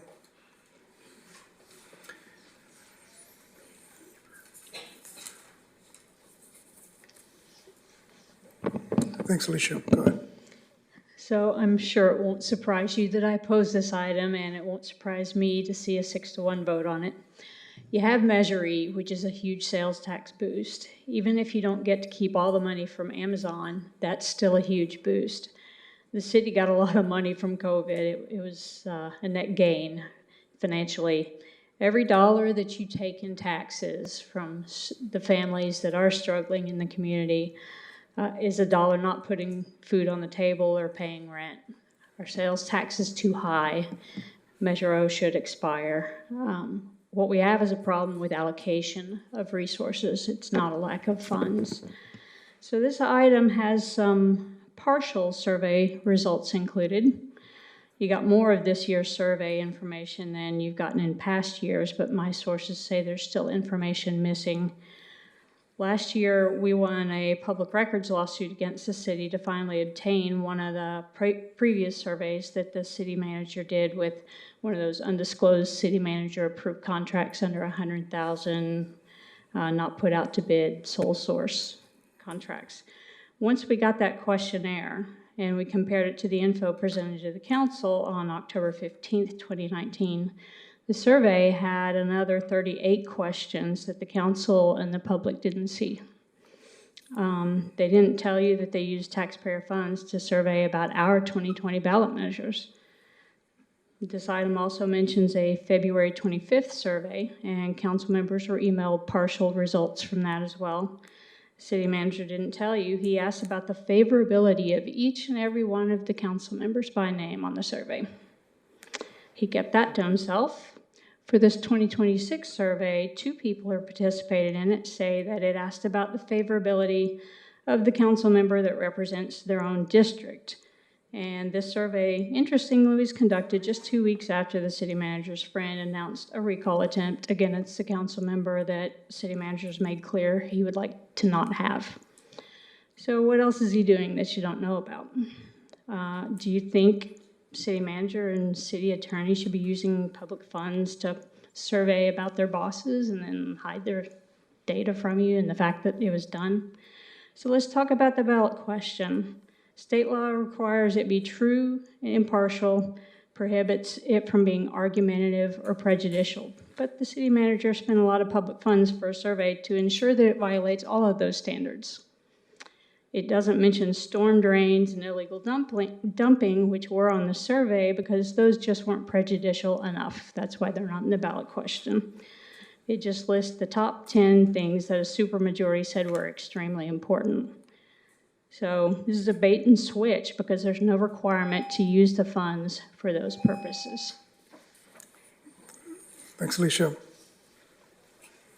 Steve? Thank you. Good evening, Mayor, Mayor Pro Tem, members of the City Council. Thanks for hanging in there. Sorry you didn't win your bet there, Mayor Pro Tem. My name's Steve Huber. I live in the Cabrillo neighborhood. I'm going to be short. I'm asking your support of the proposed resolution. Please allow the residents the opportunity to vote on this measure. And until that measure is on the ballot, or once the measure is on the ballot, we can have a lot more discussions like we've had tonight. Thank you very much. Thank you for your comments. Thank you, Mr. Huber. We'll resort back to the virtual speaker. We'll do another 3 and then go back to in-person. Virtual speaker, please press *6 to unmute, and you have 3 minutes starting now. Hello, everyone. Emmanuel Herrera, creator of Citizens for Better Oxnard. Although I'm here representing myself. Look, as you know, I like to keep things real. So let me start by saying that nobody likes the fact that Oxnard has one of the highest tax rates at 9.25%. Although I am aware, according to the staff report, that 29 cities share the same sales tax rate as Oxnard. Now, let's not forget that one of the reasons people voted for Measure E was because they knew that Measure O was going to sunset in 2029. And therefore, our new tax rate was going to drop, well, according to my calculations, to 8.75%. And let's face it, 8.75% sounds better than 9.25%. Now, what I would have liked to have seen in the staff report is what would happen if this measure does not pass, or if it doesn't go, let's say it doesn't go to the ballot. What cuts are we expecting? I would have liked staff to have give us a breakdown of what we're going to lose, because that's what people want to hear, right? They want to hear how is this going to affect us, because what we don't want is we don't want the people to just look at, oh, we're going to save a ton of money, let's just do it for that reason. But again, they're going to have reasons to want to put this on the ballot and vote for it. So having said all that, I do say that we should always put it up to the voters. So I say put it on the ballot, but give the people the pros and cons. Let them, be able to make the right decision. And besides, a half-cent tax, hey, that'll help pay for some of the Aaron Starr lawsuits that we got to pay for. And if it does go on the ballot, just put it right next to the ballot item where it says, should we recall Aaron Starr or not? So that would be a perfect place for it. So, and having said all that, I also want to thank staff and the council for standing up to Aaron Starr. You guys are doing a great job. It's about time that he get exposed to who he really is. So, again, I say let the people decide. So put it on the ballot. Mr. Mayor, those are my comments. Thank you. Thank you, Manuel. Thank you very much. Madam Clerk, we'll go to another virtual speaker. Virtual speaker, if you can press *6 to unmute, and you have 3 minutes starting now.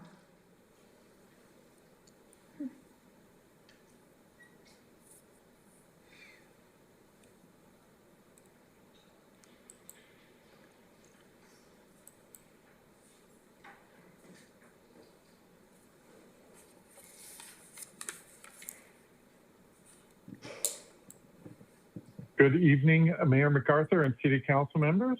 My name is Andy Conley, and I am not only the President and CEO of the West Ventura County Business Alliance, but I'm also a proud resident of the City of Oxnard. Back in 2008, the Oxnard Chamber of Commerce supported Measure O, and we are of the belief that an item of this magnitude should go to the voters. As you all know, Measure O brings in around $20 million annually, which goes to needed services like police and fire, 911 emergency response, street paving, pothole repairs, youth and soccer, senior programs, and other vital services. Those tax dollars have affected the day-to-day lives of every Oxnard citizen, and it should be their decision if this tax is extended. So as a citizen of Oxnard, I would like my voice, my vote to be represented in this decision. And as the CEO of the Chamber of Commerce, I want to make sure our business owners and hardworking individuals of Oxnard have their voices represented as well. Thank you very much for the time. Thank you, Andy, for calling in and for your time. Madam Clerk, we'll take one last virtual speaker, and then we'll move to Mr. Greg Runyon, who's here in person.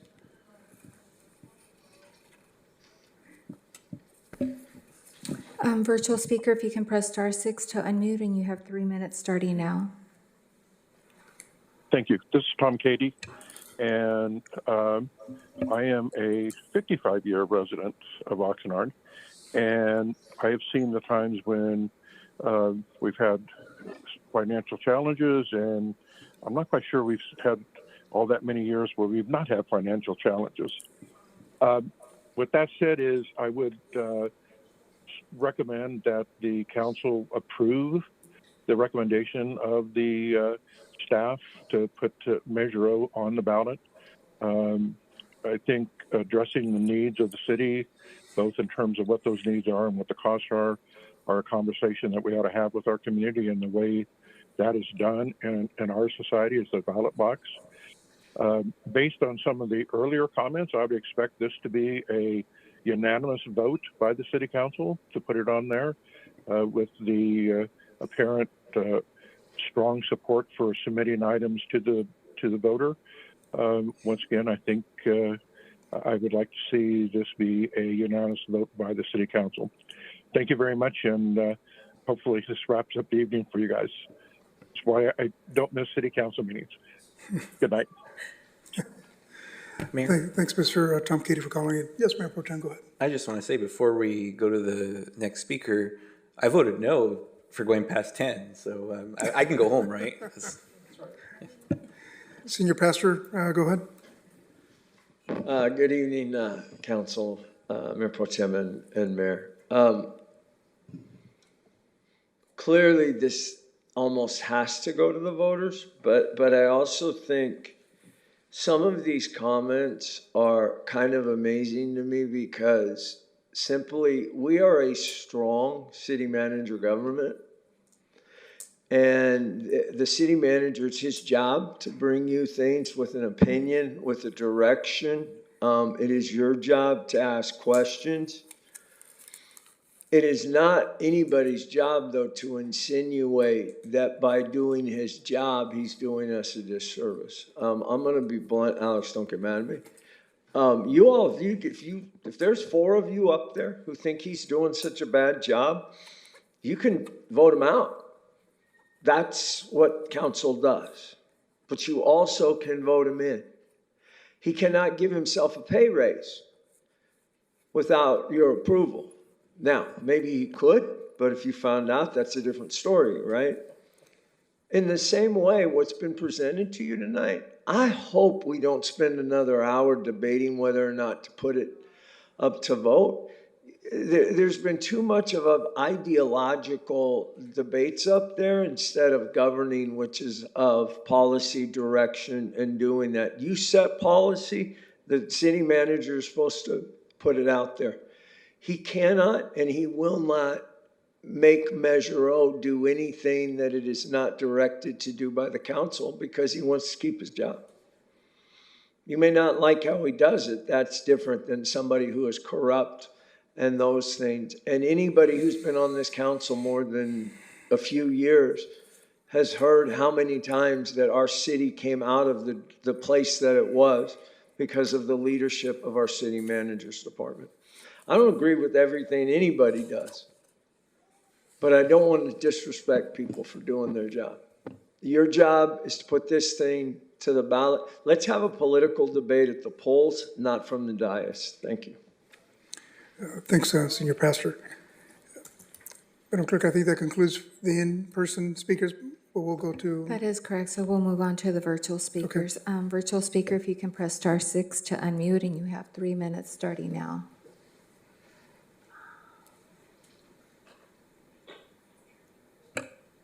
Good evening. Can you hear me? Yes, please proceed.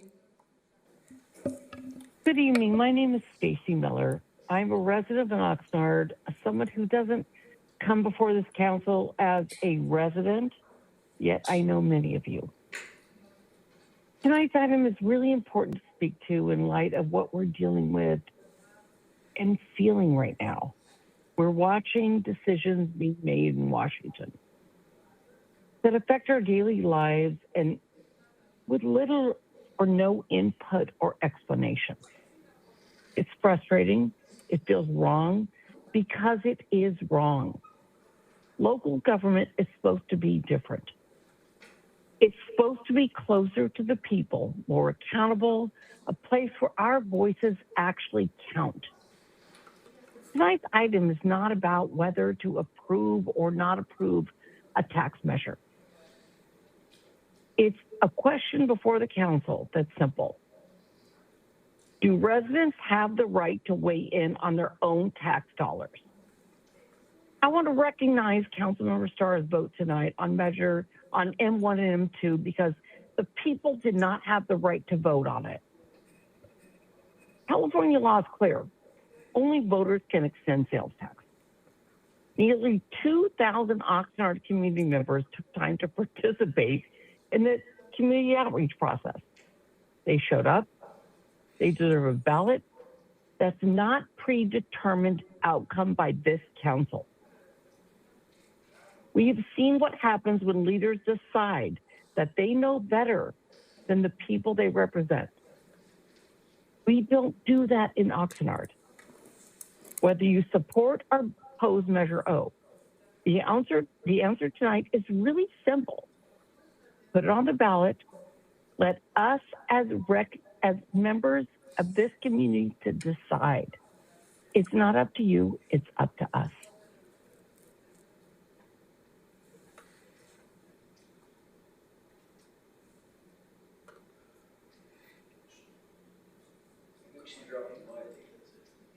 That was a mic drop, boom. That's what it was. Stacey, you still there? No. Okay. Madam Clerk, we'll go to the next virtual speaker. Virtual speaker, if you can press *6 to unmute, and you have 3 minutes starting now. Good evening, Mayor and council members. This is Nancy Lindholm, a retired citizen of Oxnard. I'm not affiliated with any organization. I'm also not advocating for the continuation of Measure O one way or the other. I'm here to advocate for the voters to decide if they want to continue this tax or not. I specifically would like to remind Councilmember Starr that all of his anti-city progress measures were put before the voters, and I hope he will extend the same courtesy on this matter. Thank you and good evening. Thank you, Nancy, for calling in.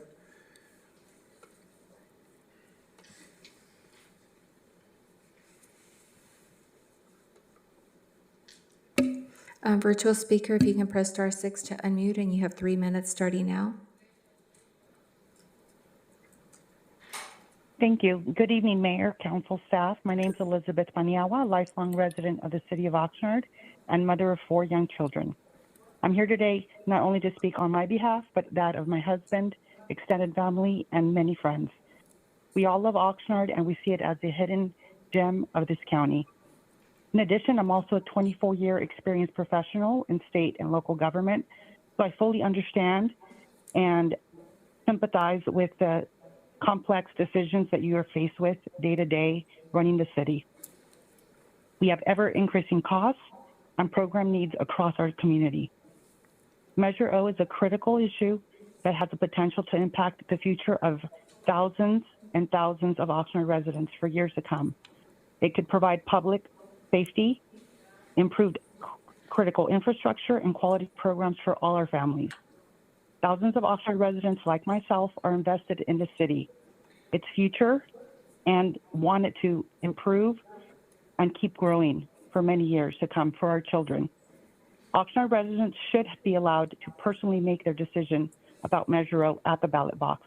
I urge each of you to give me and every Oxnard resident the option to choose whether or not Measure O can proceed.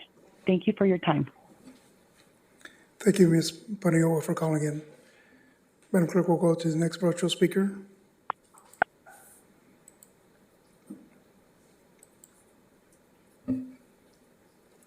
Virtual speaker, if you can press *6 to unmute, and you have 3 minutes starting now.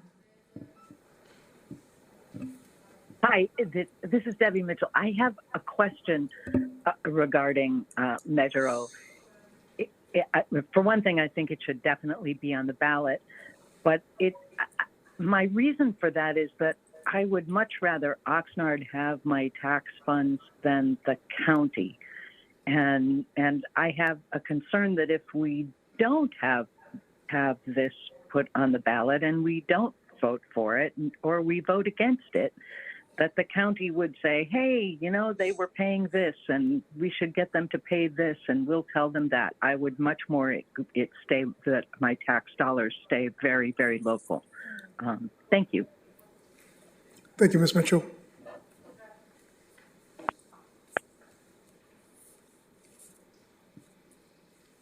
Mayor Pro Tem and council members, that concludes our speakers in person and virtually. Thank you. I appreciate it. I'll just make a brief comment. Alex, I thank you for bringing this to us. I know I had asked for this item to be brought to us. As many of you know, I love the trajectory of our city. I love where it's going. You're seeing a lot of investment, a lot of infrastructure. We're modernizing it. We're beautifying it. We are making it more and more safe with our police department, with our fire department, staying great within our response times. And I think if you see the investment that's going on in our city, I like the projection of it. And so one of the discussions I had with our executive leadership team is to bring this back to our voters. Let our voters decide. It's their voice. It's for them to decide what we want to do with Measure O as opposed to just allowing it to sunset. So I'm encouraged with the phone calls that we received here. And I'm just thankful that you brought this back to us at my request. So thank you for that. We'll open up for discussions. Go ahead. Yeah, I guess I want to ask some questions. Sure. So I'm looking at the resolution starting on page 2470, which includes the following ballot question language on page 2472.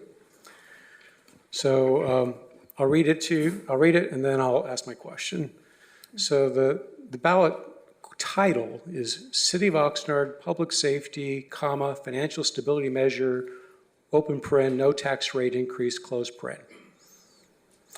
And then the ballot question reads, shall the measure maintaining City of Oxnard services without raising current tax rates, including protecting public safety, maintaining 911 emergency response / fire protection, repairing streets / potholes, addressing homelessness, maintaining programs for vulnerable seniors, anti-guying / after-school programs, other general services by renewing an existing 1/2 cent sales tax, providing $20 million annually until ended by voters, requiring oversight, audits, public spending disclosure, all funds for Oxnard be adopted. So that's the question that's coming on the ballot. My question is, what process did staff go through to come up with the proposed ballot question title and question? Lots and lots and lots of discussion among the executive team. Lots and lots. And then paying attention to our survey results over the years. It's very straightforward. And also, as you know this very well, there's a certain set of rules about the word count and so on. There are rules about how a ballot measure can read. So we just came up with the best language that we believed in to recommend, and that also complies with the rules. So I guess I have a question for my colleagues here. Do we all agree, I hope we do we all agree that the ballot question shouldn't be argumentative or prejudicial either for or against the measure? Is that something that we can kind of all agree upon? I see nodding. Okay, good. So staff decided to place a number of services, listing them in the ballot question. I couldn't help but notice that those were the most popular services from the survey.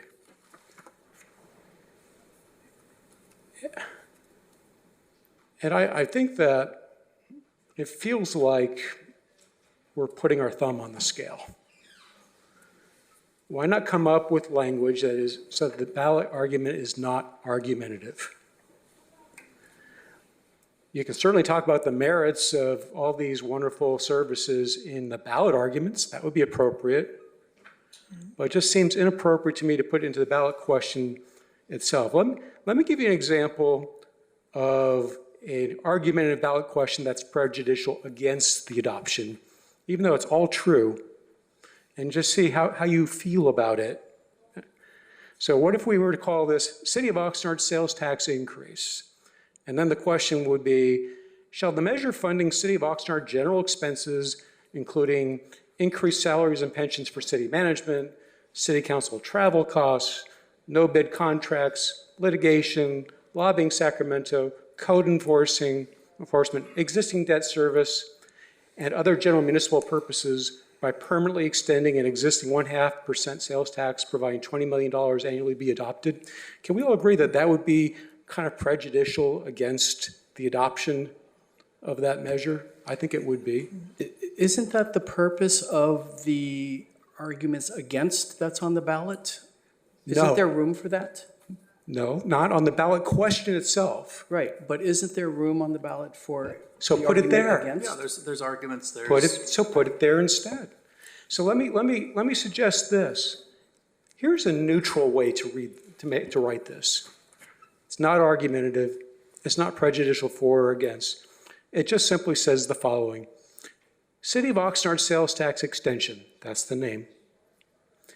Shall the measure permanently extending an existing 0.5% sales tax beyond its scheduled expiration date, providing $20 million annually for Oxnard general municipal purposes, be adopted? Very straightforward. It gives people a choice. You're not putting your thumb on the scale. It's neutrally worded, and I saw from the nodding of heads earlier that we agree that the ballot question should not be argumentative or prejudicial. So I'm asking my colleagues, why not use the language that I just read to you as a neutral way of presenting the ballot question? Go ahead, Councilmember Pearl. Mr. Starr, you'd asked for an opinion, what I think about it. I Absolutely. don't like it. I don't like it so much. I'm totally in favor of making a recommendation to move the motion as put on the right now. But why do you like the language of the ballot question Because versus? it makes more sense, because the one thing that all the voters have not talked about, the people that have not talked about, including you, was it will not raise a sales tax. Now, you don't want that word in there, but that's why I appreciate the work, the time, and the accusation, kind of innuendos that you made of how much time and efforts was put into this. A lot of time and effort. And I believe this would be the best, as I forget which of them made an assumption this would be a 7-0 vote. You are always advocating, let the people vote. Now you want to steer what the people can vote. You've done that with your initiatives. What's the matter with the city council wanting something that they want? You have an opportunity to vote on this. You like it, you don't like it? You want to make a motion to do something else? You got a right to do that. Before you ran for council, I would assume you knew that. And now that you're on council, I would assume you know that. So my question. I'd make the recommendation to move the action as presented. So my question to you still is, are you comfortable listing all these services in the ballot question, knowing that those were the ones that polling dictated were the most prejudicial towards its adoption? I believe I've answered your question. There's a motion on the floor. Okay, so then I guess here's what I'd like to argue then, because now we have a motion on the floor. So I want to give people a big perspective here. In 2020, for that fiscal year, the group general fund revenues, which includes Measure O, was $155 million for that year. 2025, $275 million per year. That's a $120 million increase. That's a 77% increase in 5 years. How many families are you aware of in a 5-year period have seen their family incomes go up by 77%? I dare say not very many. I think we are overtaxed. Now, I think what's going on, in life, I have met people who make a lot more money than I did or do, but they were always broke because they couldn't manage their spending. And my fear here is that it's never enough money. It's never enough. We're going to have the same conversations down the road about how we can't possibly provide the services even at the higher sales tax rate, that we need to go back again and again and again. But no one's asking the basic question, why do you need a 77% increase in revenues over a 5-year period? Why can't we manage our bills well? Apparently, we don't. The answer to that, Mr. Starr, is you haven't been paying attention to how far the city was left to go down, even before you shared with us your brilliance of how you wanted to vote no on fixing the sewer plant, let the infrastructure go to hell. Maybe you were an advocate for that, suing the city of Oxnard. That's why you've answered your own question. But look in the mirror when you answer the question. You can't kid yourself when you look in the mirror. So I'd like to make a motion to amend. I'd like to make a motion to amend. Okay. I want to amend it so that the ballot question reads as follows. City of Oxnard sales tax, hold on please. City of Oxnard sales tax extension. Shall the measure permanently extending an existing 0.5% sales tax beyond its scheduled expiration date, providing $20 million annually for Oxnard general municipal purposes, be adopted? That's my motion, that we change the ballot question to read as follows. So that way it's not argumentative. Okay. Is there a second? There's no second. I guess we'll start. Thank you so much. Thank you. So we'll go back to, we've got a motion, a second by Councilwoman Basua. Yep, you want to say something? Go ahead. It's just as a quick item. It's just an interesting angle or conversation to be having about the ballot question itself. I brought up one from 2020.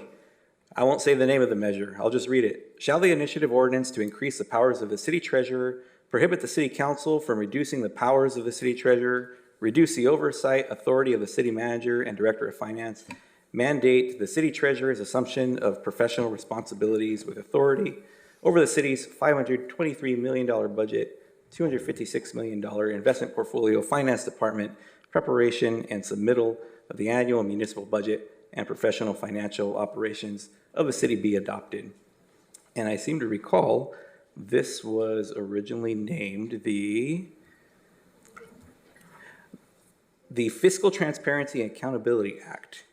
Essentially, we're looking to get the voters to decide, do you want to combine the treasurer and the CFO? That makes sense, right? Let's do that. Let's combine those two positions with an elected official who, in my opinion, has proven to be problematic as more time has gone on here, my opinion. And so the way that was asked, though, if I read that and I had very little information, I'd say, okay, so we want to increase the powers of the treasurer. They have this big budget, and if we're talking about putting our thumb on the scale, I mean, the ballot title itself of everything, it's just an interesting argument to make when I could go through each of the ballot titles the ballot questions for each of the different measures that have been put before the voters. And again, I mentioned one earlier from 2016 Measure M that was later found by the appellate court to violate state laws. And the voters were convinced to vote for that, and then it got rolled back. But it also was proven that was going to force the enterprise fund to run at a deficit. And the voters need to do their homework, yes, but let's give them some credit here. If they don't want to vote for it, they're not going to vote for it. It just feels like we're infantilizing them to say, well, we're going to put this in front of them, and if they approve it, I guarantee you down the road, we're going to put it again. We're going to put it again. They can vote no when they feel that this is just not going to serve them anymore. They can vote no on this in November if we put it on the ballot tonight. So I understand the arguments, but at the end of the day, all those callers, folks who are here in person, I agree. Let's put it before the voters. I understand your language. You made a motion for it. It didn't get a second. So all that being said, it's just interesting to be throwing the stones in this glass house. So that's my comment. Thank you. Mayor, I want to thank the Mayor Pro Tem for the comments you just said. I'll tell you why. Because I didn't get to write the ballot question language for my own measures. The city did. And the city wrote it in such a way that it would actually be prejudicial against its adoption. So thank you for making my point that the city places its thumb on the scale when it puts ballot questions on the ballot, and it writes them in such a way to be argumentative and prejudicial. So thank you, thank you, thank you. You're welcome. What was the original title?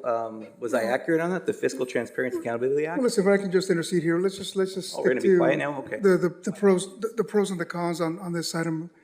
I think we're prepared to take the vote on this item, Madam Clerk. Mayor Pro Tem, and council members, if you can go ahead and cast your vote.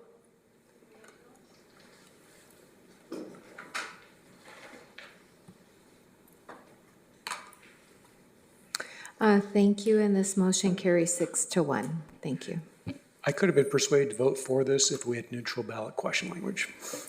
Thank you, Councilmember Starr. Seeing that there is no further business on the agenda, there is no objection. We are adjourned, everyone. Thank you.